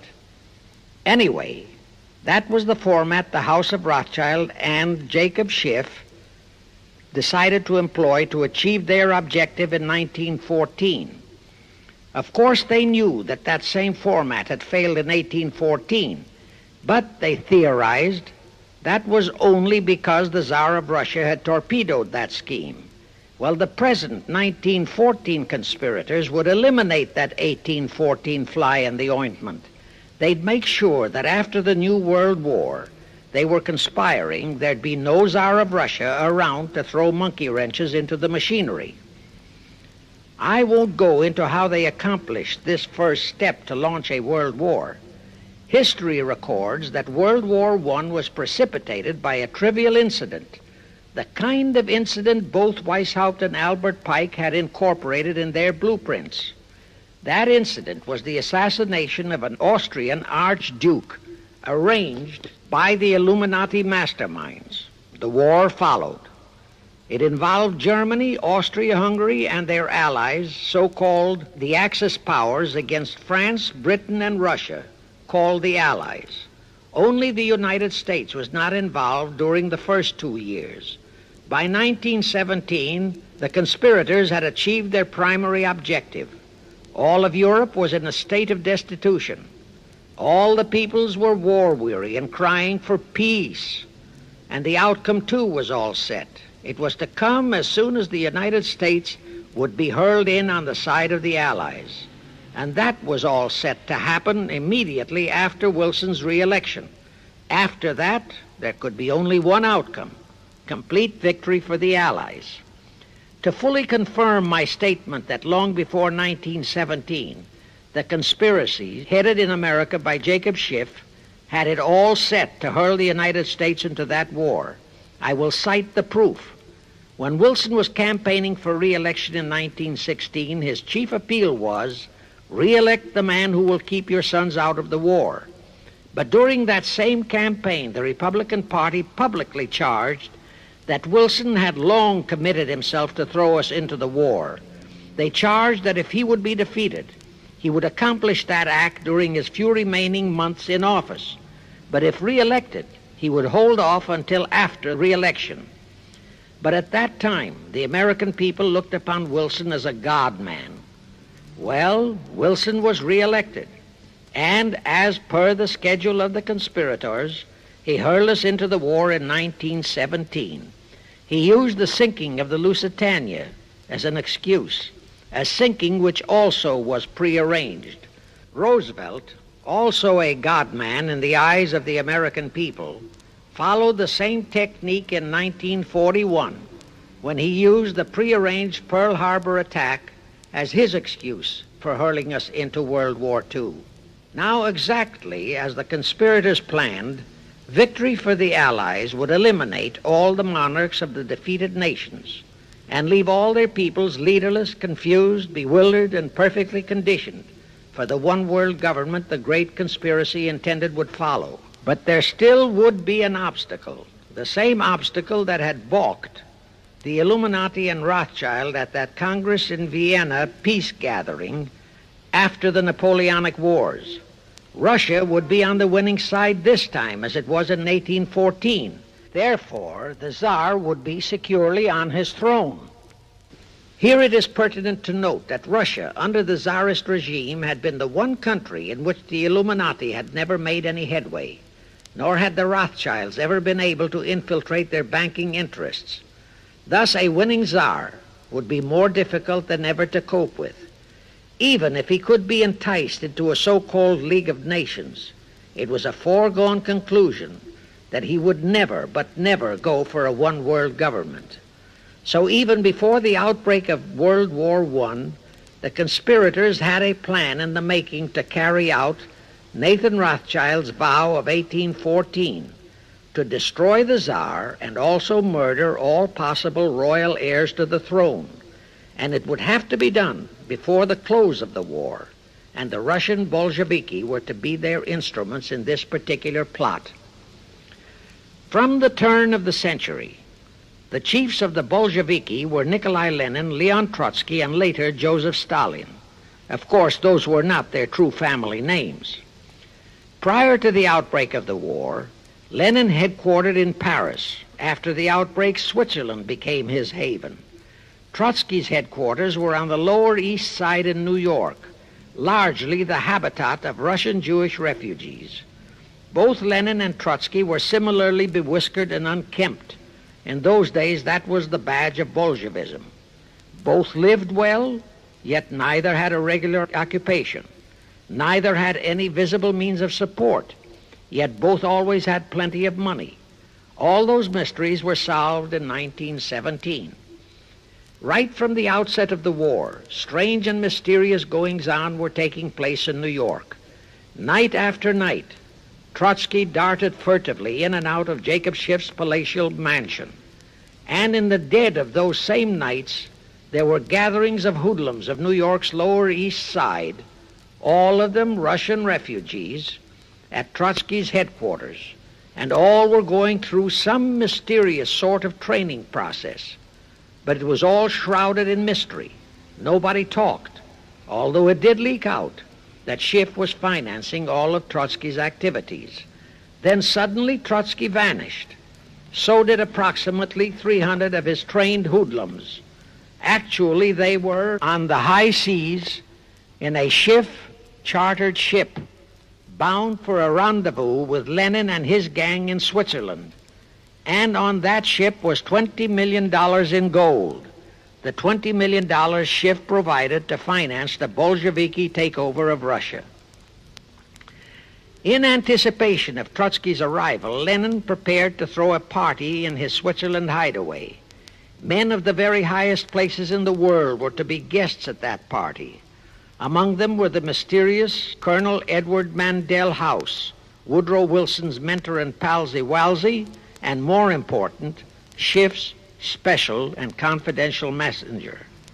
Another of the expectant guests was Warburg of the Warburg banking clan in Germany, who were financing the Kaiser, and whom the Kaiser had rewarded by making him chief of the secret police of Germany. In addition, there were the Rothschilds of London and Paris, also Litvinov, Kaganovich, Stalin, who was then head of a train and bank-robbing gang of bandits. He was known as the Jesse James of the Urals. And here I must remind that England and France were then long in war with Germany, and that on February 3, 1917, Wilson had broken off all diplomatic relations with Germany. Therefore, Warburg, Colonel House, the Rothschild, and all those others were enemies. But of course, Switzerland was neutral ground where enemies could meet and be friends, especially if they had some scheme in common. That Lenin party was very nearly wrecked by an unforeseen incident. The Schiff chartered ship on its way to Switzerland was intercepted and taken into custody by a British warship. But Schiff quickly rushed orders to Wilson to order the British to release the ship intact with the Trotsky hoodlums and the gold. Wilson obeyed. He warned the British that if they refused to release the ship, the United States would not enter the war in April as he had faithfully promised a year earlier. The British heeded the warning. Trotsky arrived in Switzerland, and the Lenin party went off as scheduled. But they still faced what ordinarily would have been the insurmountable obstacle of getting the Lenin-Trotsky band of terrorists across the border into Russia. Well, that's where Brother Warburg, chief of the German secret police, came in. He loaded all those thugs into sealed freight cars and made all the necessary arrangement for their secret entry into Russia. The rest is history. The revolution in Russia took place, and all members of the royal Romanov family were murdered. Now, my chief objective is to establish beyond even a remote doubt that communism, so-called, is an integral part of the Illuminati's great conspiracy for the enslavement of the entire world, that communism, so-called, is merely their weapon and bogeyman word to terrify the peoples of the whole world, and that the conquest of Russia and the creation of communism was in great part organized by Schiff and the other international bankers right in our own city of New York. A fantastic story? Yes. Some might even refuse to believe it. Well, for the benefit of any doubting Thomas, I will prove it by reminding that just a few years ago, Charlie Knickerbocker, a Hearst newspaper columnist, published an interview with John Schiff, grandson of Jacob, in which young Schiff confirmed the entire story and named the figure old Jacob contributed, $20 million. If anybody still has even a remote doubt that the entire menace of communism was created by the masterminds of the great conspiracy right in our own city of New York, I will cite the following historical fact. All records show that when Lenin and Trotsky engineered the capture of Russia, they operated as heads of the Bolsheviki party. Now, Bolshevism is a purely Russian word. The masterminds realized that Bolshevism could never be sold as an ideology to any but the Russian people.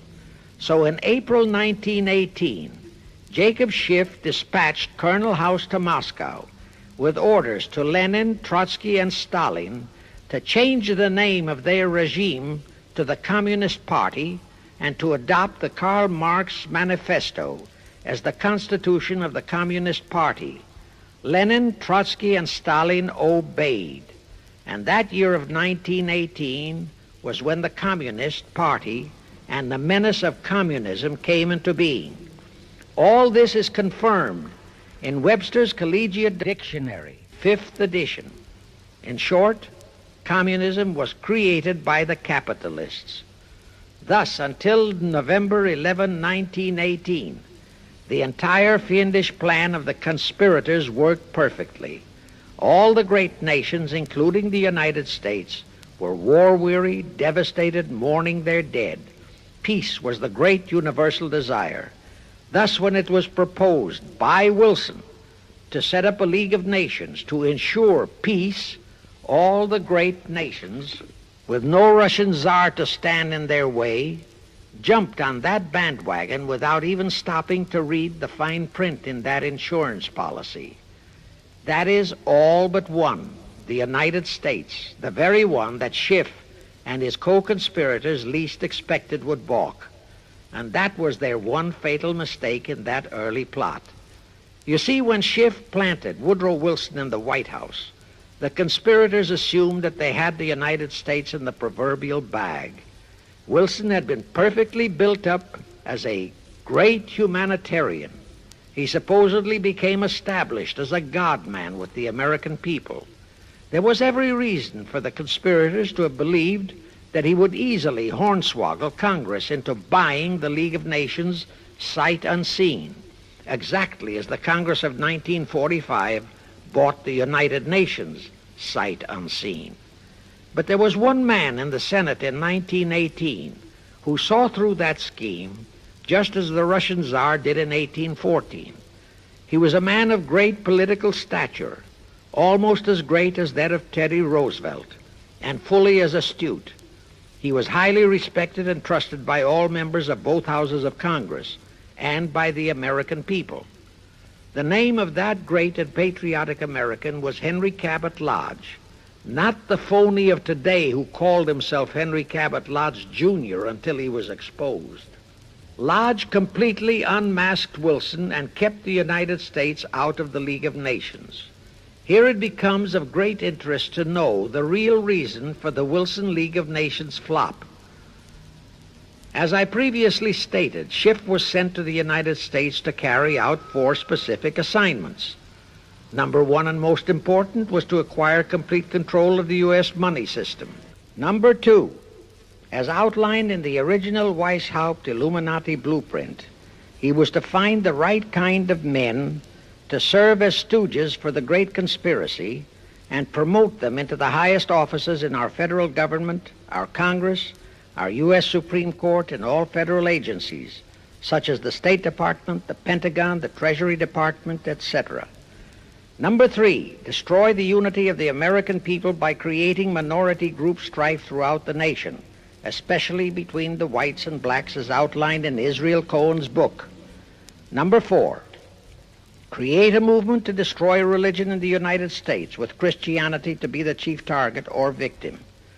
In addition, he was strongly reminded of the imperative directive in the Illuminati blueprint to achieve full control of all mass communications media, to be used to brainwash the people into believing and accepting all of the maneuverings of the great conspiracy. Schiff was warned that only control of the press, at that time our only mass communications media, would enable him to destroy the unity of the American people. Now then, Schiff and his co-conspirators did set up the NAACP, the National Association for the Advancement of the Colored People, in 1909. And in 1913, he set up the Anti-Defamation League of the B'nai B'rith. Both were to create the necessary strife. But in the early years, the ADL operated very timidly, perhaps for fear of a pogrom-like action by an aroused and enraged American people. And the NAACP was practically dormant because its white leadership didn't realize that they would have to develop firebrand Negro leaders, such as Martin Lucifer King, for one, to spark the then completely satisfied and contented mass of Negroes. In addition, he, Schiff, was busy developing and infiltrating the stooges to serve in all high places in our Washington government and in the job of acquiring control of our money system and the creation of the 16th Amendment. He also was very busy with the organizing of the plot for the takeover of Russia. In short, he was kept so busy with all those jobs that he completely overlooked the supreme job of acquiring complete control of our mass communications media, That oversight was the direct cause for Wilson's failure to lure the United States into the League of Nations, because when Wilson decided to go to the people to overcome the opposition of the Lodge-controlled Senate, despite his established but phony reputation as a great humanitarian, he found himself faced by a solidly united people and by a loyal press whose only ideology was Americanism and the American way of life. At that time, due to the ineptness and ineffectiveness of both the ADL and the NAACP, there were no organized minority groups, no Negro problems, no so-called anti-Semitic problem to sway the people's thinking. There were no lefts, there were no rights, no prejudices for crafty exploitations. Thus, Wilson's League of Nations appeals fell on deaf ears. That was the end of Woodrow Wilson, the conspirator's great humanitarian. He quickly abandoned his crusade and returned to Washington, where he shortly died an imbecile brought on by syphilis. And that was the end of the League of Nations as a corridor into one world government. Of course, that debacle was a terrible disappointment to the masterminds of the Illuminati conspiracy. But they were not discouraged. As I have previously stressed, this enemy never quits. They simply decided to reorganize and try from scratch again. By this time, Schiff was very old and slow. He knew it. He knew that the conspiracy needed a new, younger, and more active generalship. So on his orders, Colonel House and Bernard Baruch organized and set up what they called the Council on Foreign Relations, the new name under which the Illuminati would continue to function in the United States. The hierarchy, officers and directors of the CFR, is composed principally of descendants of the original Illuminati, many of whom had abandoned their old family names and acquired new Americanized names. For one example, we have Dillon, who was Secretary of Treasury of the United States, whose original name was Lepowski. Another example is Paley, head of the CBS TV channel, whose true name is Polinsky.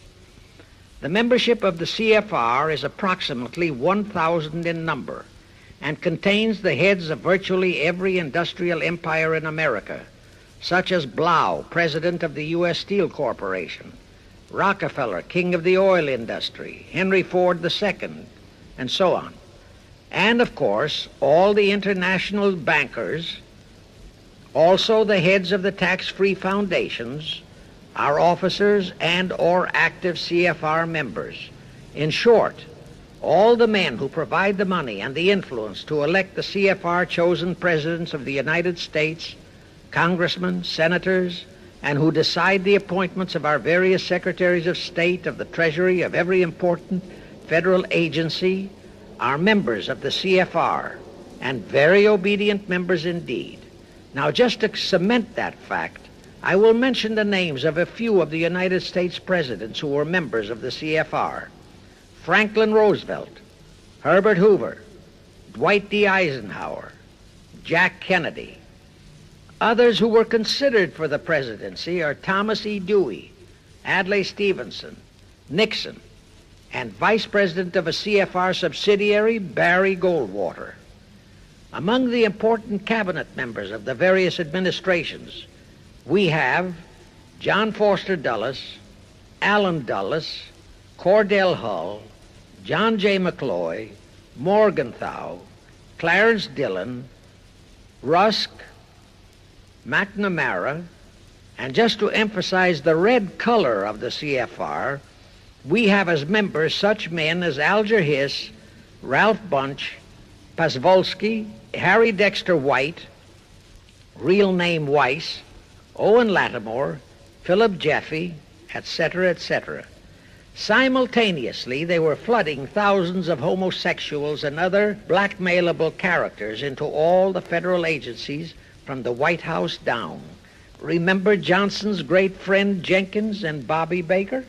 Now, there were many jobs the new CFR had to accomplish. They required much help. So their first job was to set up various subsidiaries to whom they assigned special objectives. I can't name all the subsidiaries in this recording, but the following are a few. The Foreign Policy Association, FPA, the World Affairs Council, WAC, the Business Advisory Council, BAC, the notorious ADA, Americans for Democratic Action, virtually headed by Walter Reuther, the notorious 1313 in Chicago.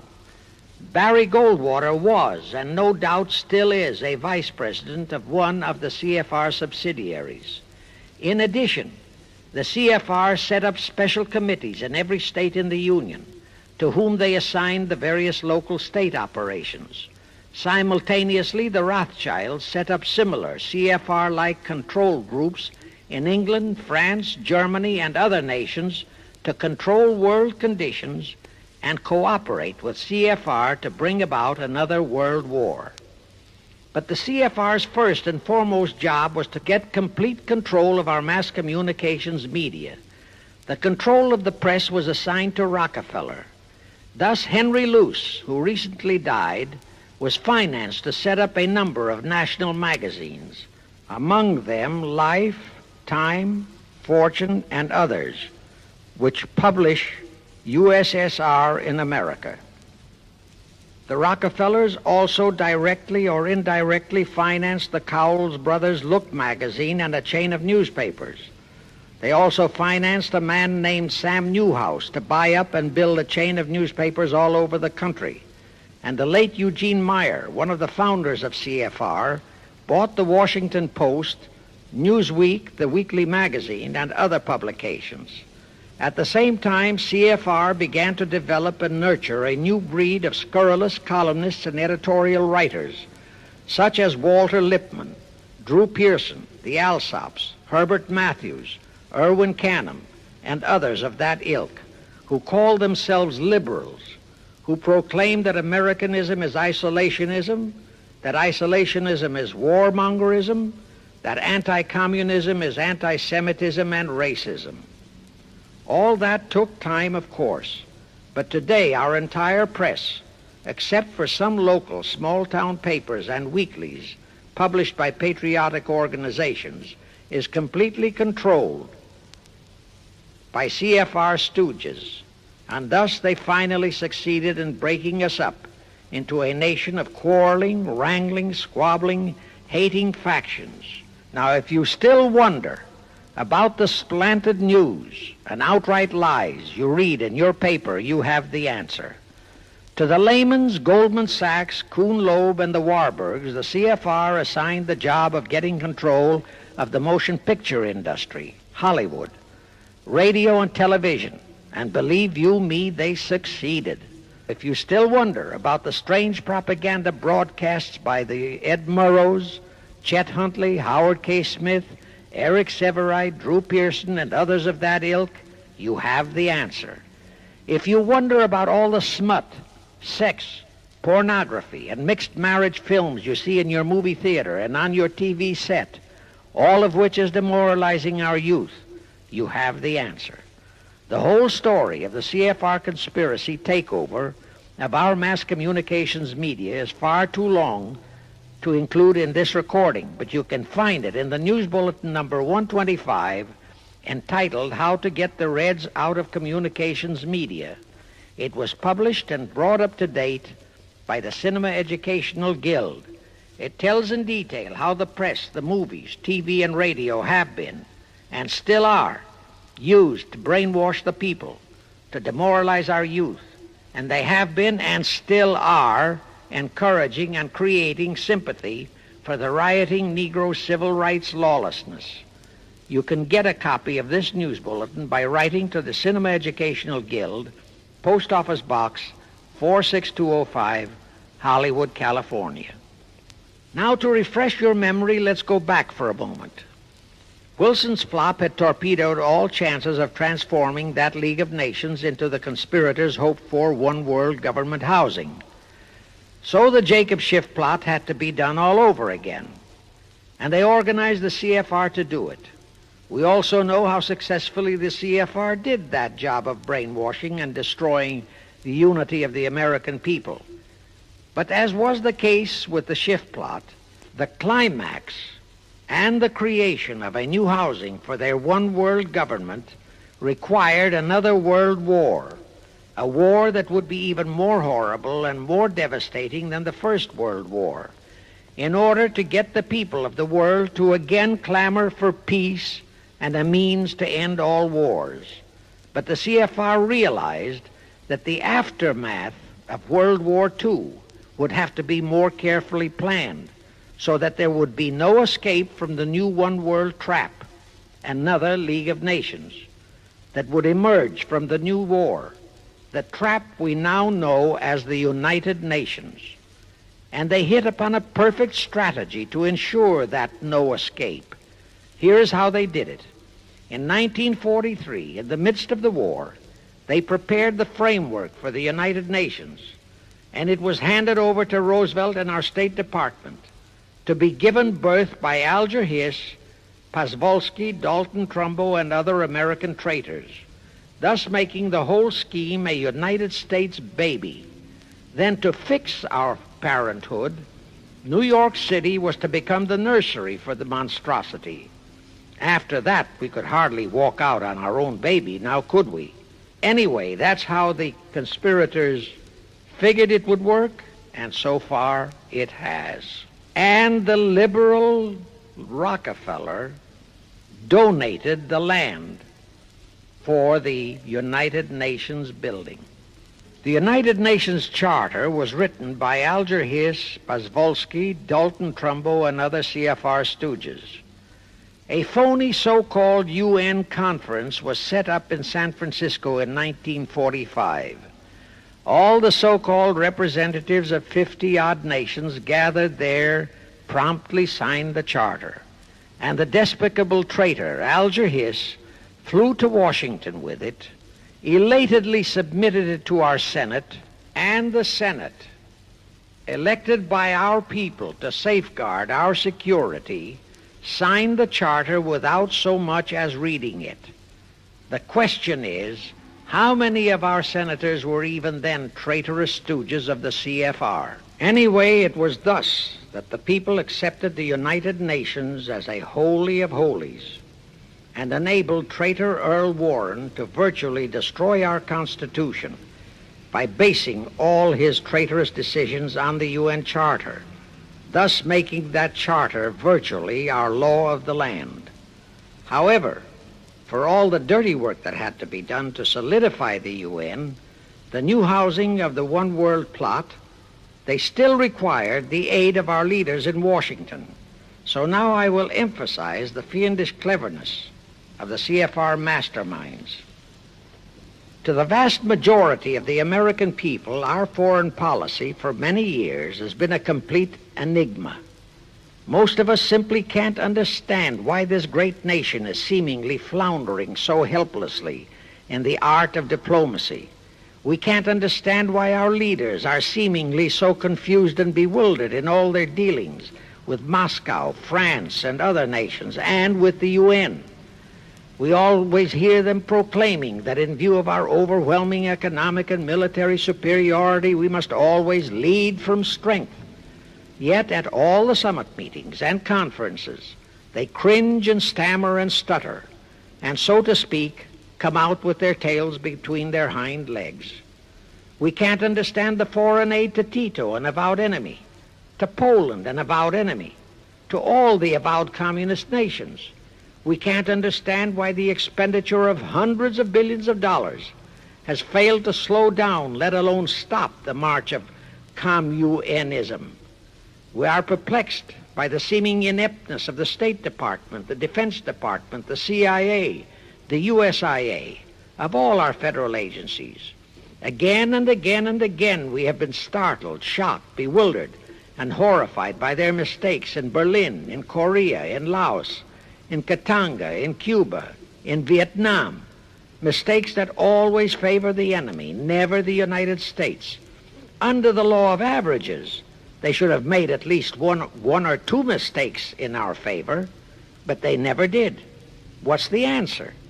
The answer is the CFR and the parts played by their subsidiaries and stooges in Washington. Thus, we know that complete control of our foreign relation policy is the key to the success of the entire Illuminati one-world plot. Here is the further proof. Earlier, I fully established that Schiff and his gang had financed the Lenin-Trotsky-Stalin takeover of Russia and fashioned its communist regime into becoming their chief instrument to keep the world in turmoil and to finally terrorize all of us into seeking peace in a UN one-world government. But the conspirators knew that the Moscow gang could not become such an instrument until and unless the whole world would accept the communist regime as the legitimate, de jure government of Russia. Only one thing could accomplish that: recognition by the United States. The conspirators figured that the whole world would follow our lead, and that's when the Wilson flop very nearly wrecked the entire plot.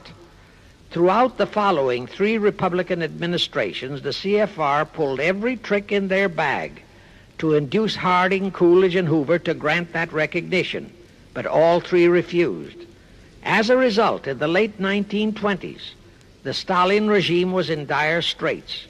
Despite all purges and secret police controls, the Russian people were growing more and more restive. It is a matter of record, admitted by Litvinov, that during 1931 and 1932, Stalin and his whole gang were always packed and ready for instant flight. Then in November 1932, the conspirators achieved their greatest coup. They landed Franklin Roosevelt in the White House. Crafty, unscrupulous, utterly without conscience, that charlatan traitor turned the trick for them. Without even asking consent of Congress, he unlawfully proclaimed recognition for the Stalin regime. That did it. And exactly as the conspirators figured, the whole world did follow our lead. Automatically, that squelched the previously growing resistance movement of the Russian people. That automatically launched the greatest menace the civilized world has ever known. The rest is too well known to need repeating. We know how Roosevelt and his traitorous State Department kept building up the communist menace right here in our own country, and thus throughout the world. We know how he perpetrated that Pearl Harbor atrocity for his excuse to hurl us into World War II. We know all about his secret meetings with Stalin at Yalta and how he, with Eisenhower's help, delivered the Balkans and Berlin to Moscow. And last, but by no means least, we know that 20th century Benedict Arnold not only dragged us into that new corridor, the United Nations, into one world government, but actually schemed all the arrangements to plant it within our country. In short, the day that Roosevelt entered the White House, the CFR conspirators regained full control of our foreign relations machinery and firmly established the United Nations as the housing for the Illuminati one world government. I wish to stress one other very vital point. That Wilson League of Nations flop brought Schiff and his gang to the realization that control of just the Democratic Party was not enough. True, they could create a crisis during the Republican administration, as they did in 1929 with their Federal Reserve manufactured crash and depression, which would bring another Democrat stooge back into the White House. But they realized that a 4-year disruption in their control of our foreign relation policies could play havoc with the progress of their conspiracy. It could even break up their entire strategy, as it almost did before Roosevelt saved it with his recognition of the Stalin regime. Thereupon, after that Wilson debacle, they began to formulate plans to achieve control of both of our national parties. But that posed a problem for them. Manpower, stooges in the Republican Party, also added manpower for the Democratic Party, because control of just the man in the White House would not be enough. They'd have to provide that man with trained stooges for his entire cabinet, men to head the State Department, the Treasury Department, the Pentagon, the CIA, the USIA, etc. In short, every member of the various cabinets would have to be a chosen tool of the CFR, such as Rusk and McNamara, also all undersecretaries and assistant secretaries. That would give the conspirators absolute control of all our policies, both domestic and, most important, foreign. That course of action would require a reserve pool of trained stooges, instantaneously ready for administrative changes and for all other exigencies. All such stooges would of necessity have to be men of national reputation, high in the esteem of the people, but they would have to be men without honor, without scruple, without conscience, men who would be vulnerable to blackmail. It is needless for me to stress how well the CFR succeeded. The immortal Joe McCarthy fully revealed that there are thousands of such security risks in all federal agencies. Scott McCloud unmasked thousands more, and you know the price Otepka has had to pay and is still paying for his expositions before a Senate committee of the traitors in the State Department. And you know that the men in the State Department who delivered Cuba to Castro have not only been shielded, but promoted. To the crux of the whole one-world government plot and the maneuvering necessary to create another League of Nations to house such a government. As I have already stated, the conspirators knew that only another world war was vital for the success of their plot. It would have to be such a horrifying world war that the peoples of the world would cry out for the creation of some kind of a world organization that could assure everlasting peace. But how could such a war be brought about? All the European nations were at peace. None had any quarrels with their neighboring nations. And certainly their tools in Moscow wouldn't dare to start a war. Even Stalin realized that it would mean the overthrow of his regime unless so-called patriotism would weld the Russian people behind him. But the conspirators had to have a war. They had to find or create some kind of an incident to launch it. And they found it in a little inconspicuous and repulsive little man who called himself Adolf Hitler. Hitler, an impecunious Austrian house painter, had been a corporal in the German army. He made the defeat of Germany into a personal grievance. He began to rabble-rouse about it in the Munich, Germany area. He began to spout about restoring the greatness of the German Empire and the might of the German soldiery. He advocated the restoration of the old German military to be used to conquer the whole world.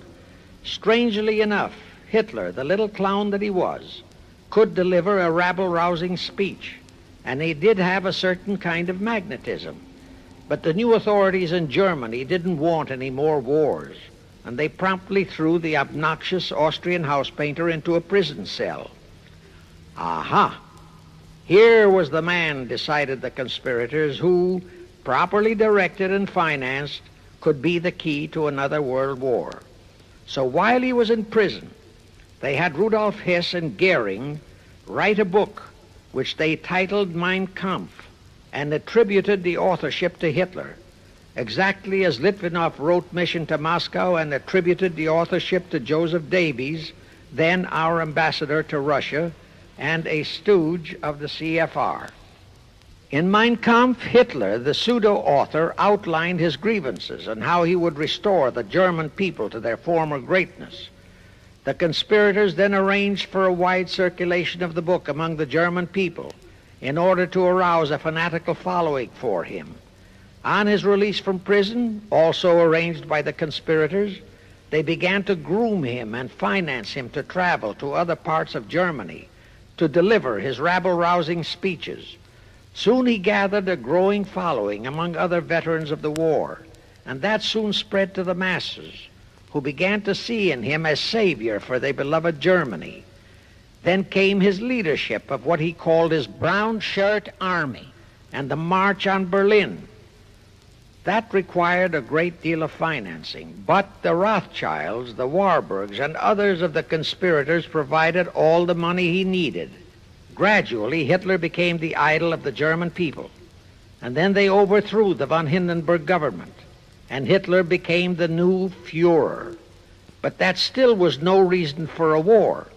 The rest of the world watched Hitler's rise, but saw no reason to interfere in what was distinctly a domestic condition within Germany. Certainly none of the other nations felt it was a reason for another war against Germany, and the German people were not yet incited into enough of a frenzy to commit any acts against any neighboring nation, not even against France, that would lead to a war. The conspirators realized they would have to create such a frenzy that would cause the German people to throw caution to the winds and at the same time horrify the whole world. And incidentally, Mein Kampf was actually a follow-up of Karl Marx's book, A World Without Jews. The conspirators suddenly remembered how the Schiff Rothschild gang had engineered the pogroms in Russia, which slaughtered many, many thousands of Jews and created a worldwide hatred for Russia. And they decided to use that same unconscionable trick to inflame the new Hitler-led German people into a murderous hatred of the Jews. Now, it is true that the German people never had any particular affection for the Jews, but neither did they have an ingrained hatred for them. Such a hatred would have to be manufactured, so Hitler was used to create it. This idea more than appealed to Hitler. He saw in it the grisly gimmick to make him the God-man of the German people. Thus, craftily inspired and coached by his financial advisors, the Warburgs, Rothschilds, and all the Illuminati masterminds, he blamed the Jews for the hated Versailles Treaty and for the financial ruination that followed the war. The rest is history. We know all about the Hitler concentration camps and the incineration of hundreds of thousands of Jews, not the 6 million, nor even the 600,000 claimed by the conspirators, but it was enough. And here let me reiterate how little the internationalist bankers, the Rothschilds, Schiffs, Lehmans, Warburgs, Baruchs, care about their racial brethren who were the victims of their nefarious schemes. In their eyes, the slaughter of the several 100,000 innocent Jews by Hitler didn't bother them at all. They considered it a necessary sacrifice to further their Illuminati one-world plot, just as the slaughter of the many millions in the wars that followed was a similar necessary sacrifice. And here is another grisly detail about those concentration camps. Many of the Hitler soldier executioners in those camps had previously been sent to Russia to acquire their arts of torture and brutalization so as to emphasize the horrors of the atrocities. All this created a new worldwide hatred for the German people, but it still did not provide a cause for war. Thereupon Hitler was incited to demand the Sudetenland. You remember how Chamberlain and the then diplomats of Czechoslovakia and France surrendered to that demand. That led to further Hitlerian demands for territories in Poland and in the French Saar territories. Those demands were rejected. Then came his pact with Stalin. Hitler had been screaming hatred against communism.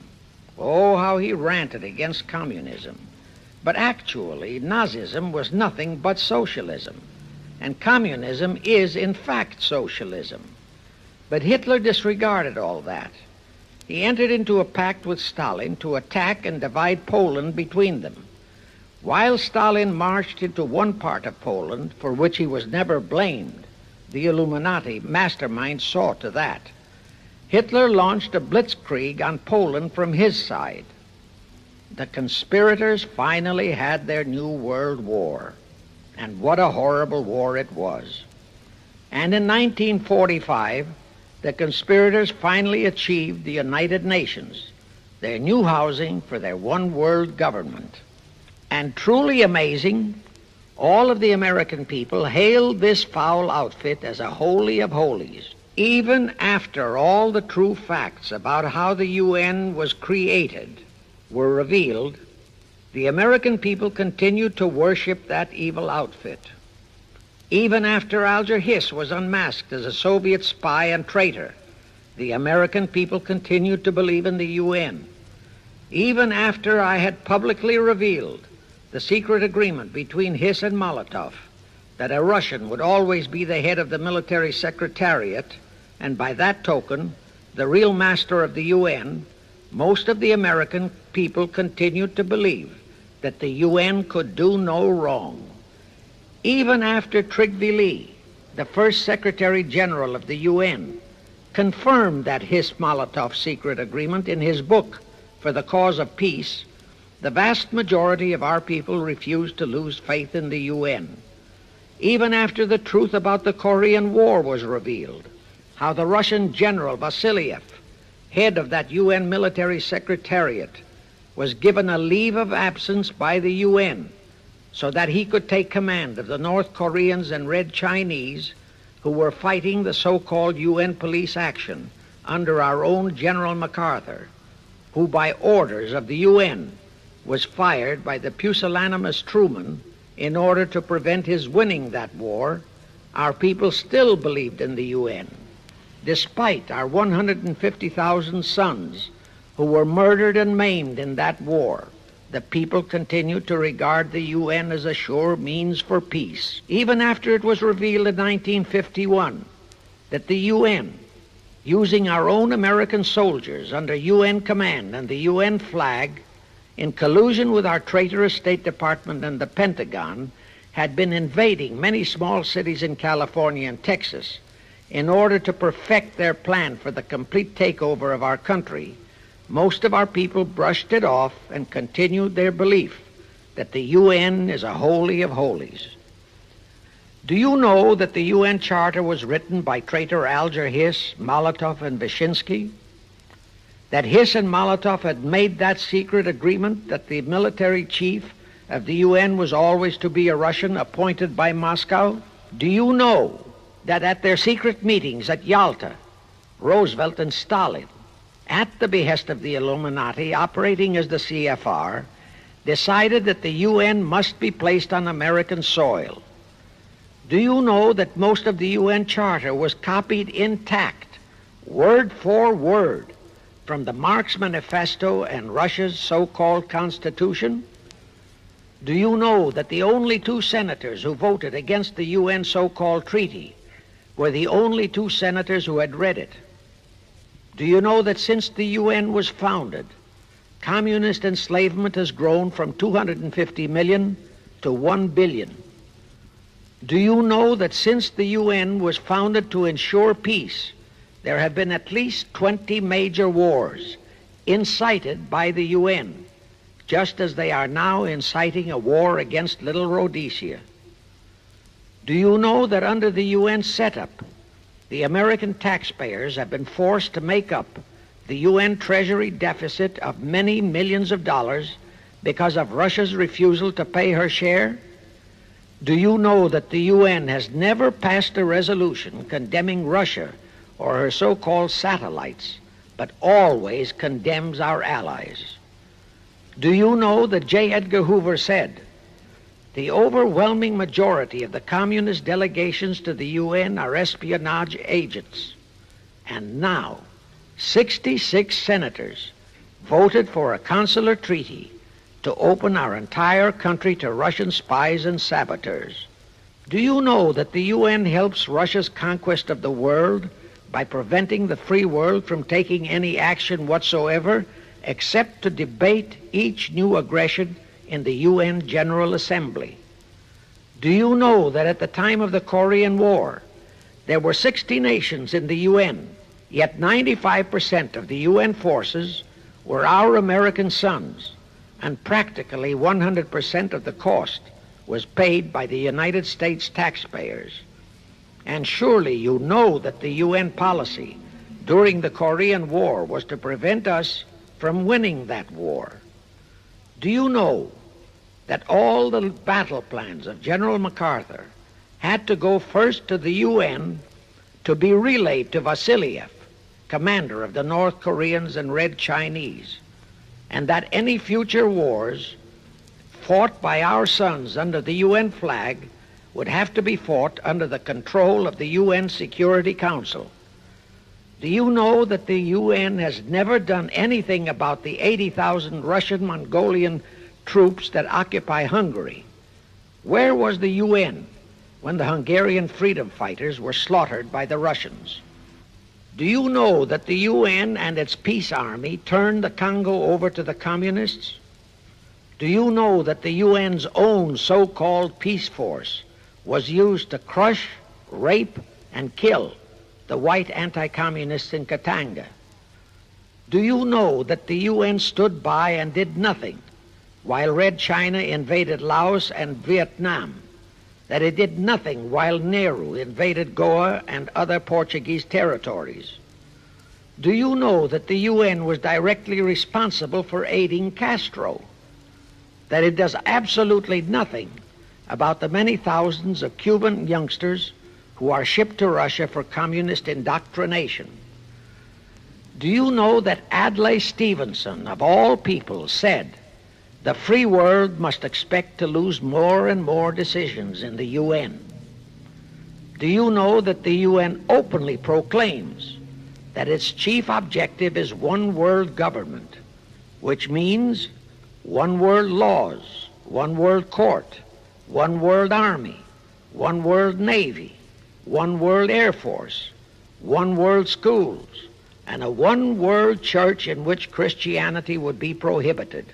Do you know that a UN law has been passed to disarm all American citizens and to transfer all our armed forces to the UN?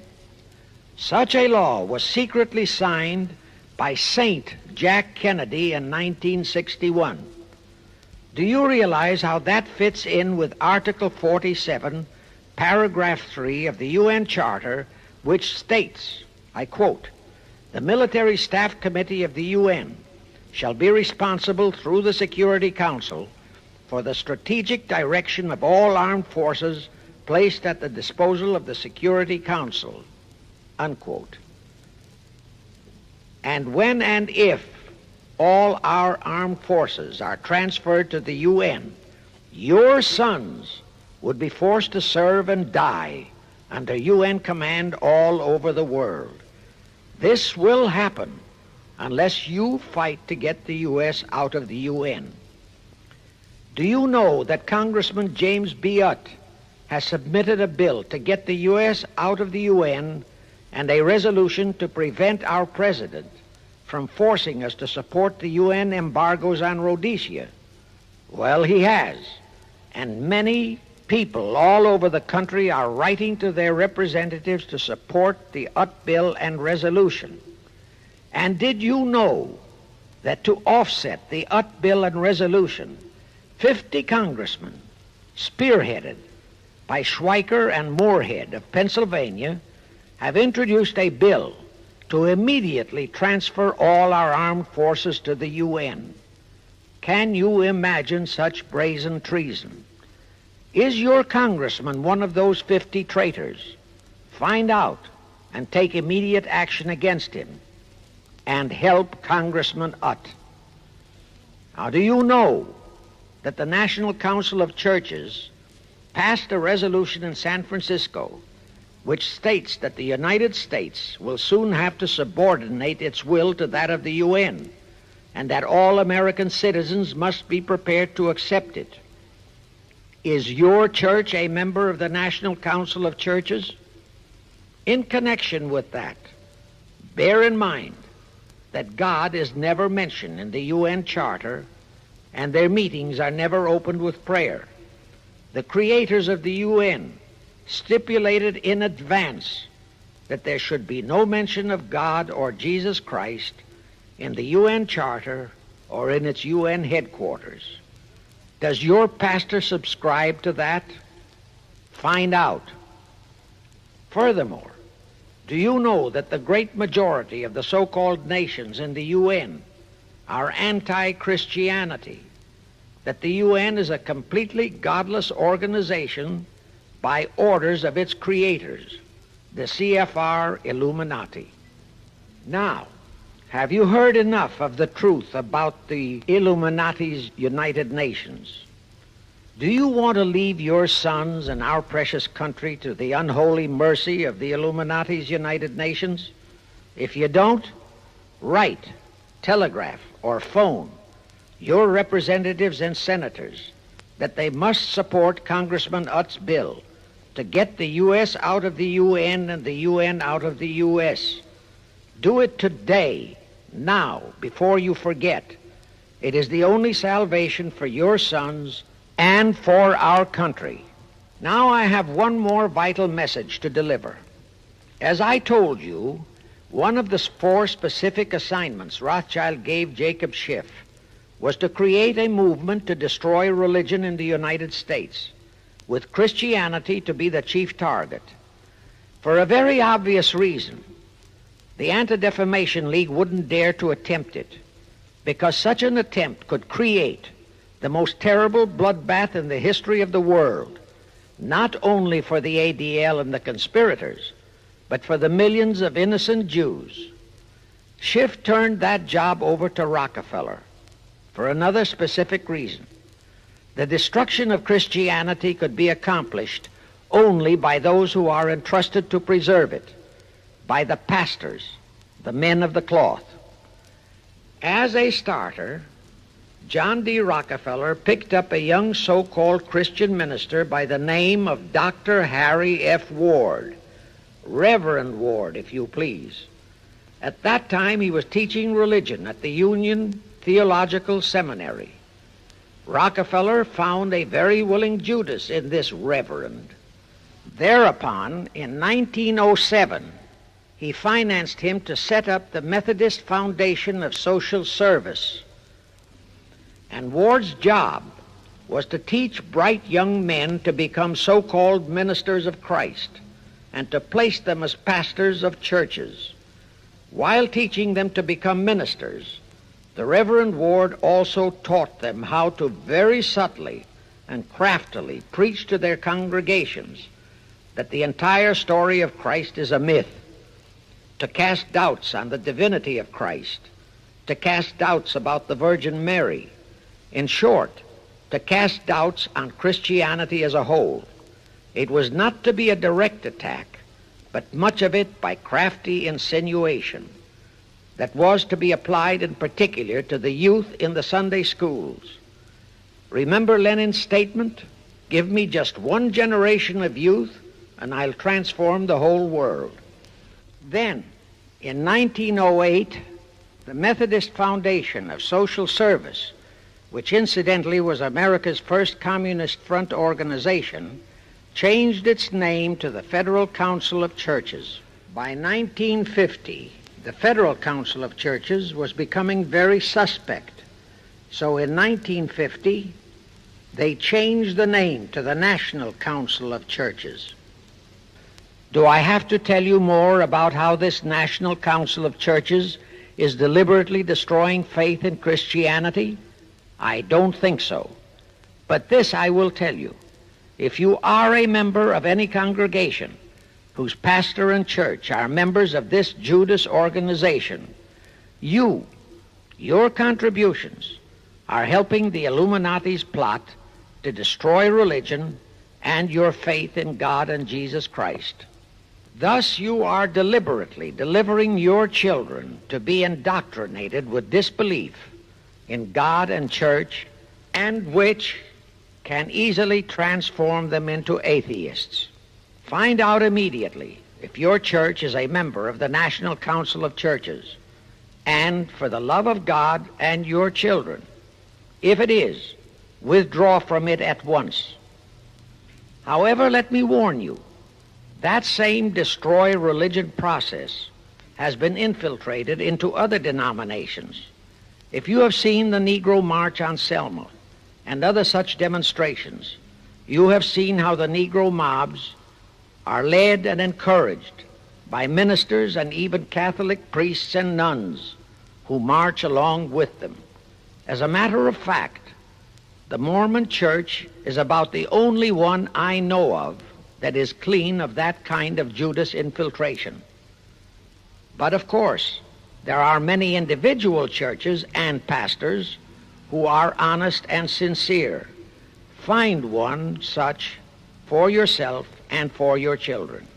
Incidentally, this same Reverend Harry F. Ward was also one of the founders of the American Civil Liberties Union, a notorious pro-communist organization. He was the actual head of it from 1920 to 1940. He also was a co-founder of the American League Against War and Fascism, which, under Browder, became the Communist Party of the United States.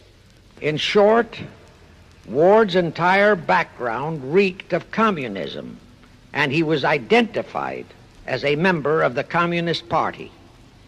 He died a vicious traitor to both his church and country. And this was the man old John D. Rockefeller picked and financed to destroy America's Christian religion, in accordance with the orders given to Schiff by the Rothschilds. In conclusion, I have this to say. You probably are familiar with the story of how one Dr. Frankenstein created a monster to do his will of destroying his chosen victims, but how instead, in the end, that monster turned on his own creator, Frankenstein, and destroyed him. Well, the Illuminati, CFR, has created a monster called the United Nations, who, supported by their minority groups, rioting Negroes, the traitorous mass communications media, and the traitors in Washington, was created to destroy the American people. Well, we know all about that many-headed Hydra monster. We know the names of those who created that monster. We know all their names. And I predict that one fine day the American people will come fully awake and cause that very monster to destroy its creator. True, the majority of our people are still being brainwashed, deceived, and deluded by our traitorous press, TV, and radio, and by our traitors in Washington. But surely, by now, enough is known about the UN to stamp that outfit as a deadly, poisonous rattlesnake in our midst. My only wonder is what it will take to awaken and arouse our people to the full truth. Perhaps this record will do it. 100,000 or 1,000,000 copies of this record can do it. I pray to God it will, and I pray to Him to inspire you, all of you, to spread this story via this record to all loyal Americans in your community. You can do it by playing it to study groups assembled in your homes, at meetings of the American Legion, the VFW, the DAR, all other civic groups and women's clubs, especially the women's clubs who have their sons' lives at stake. With this record, I have provided you with the weapon that will destroy the monster. For the love of God, of our country, and of your children, use it. Get a copy of it into every American home.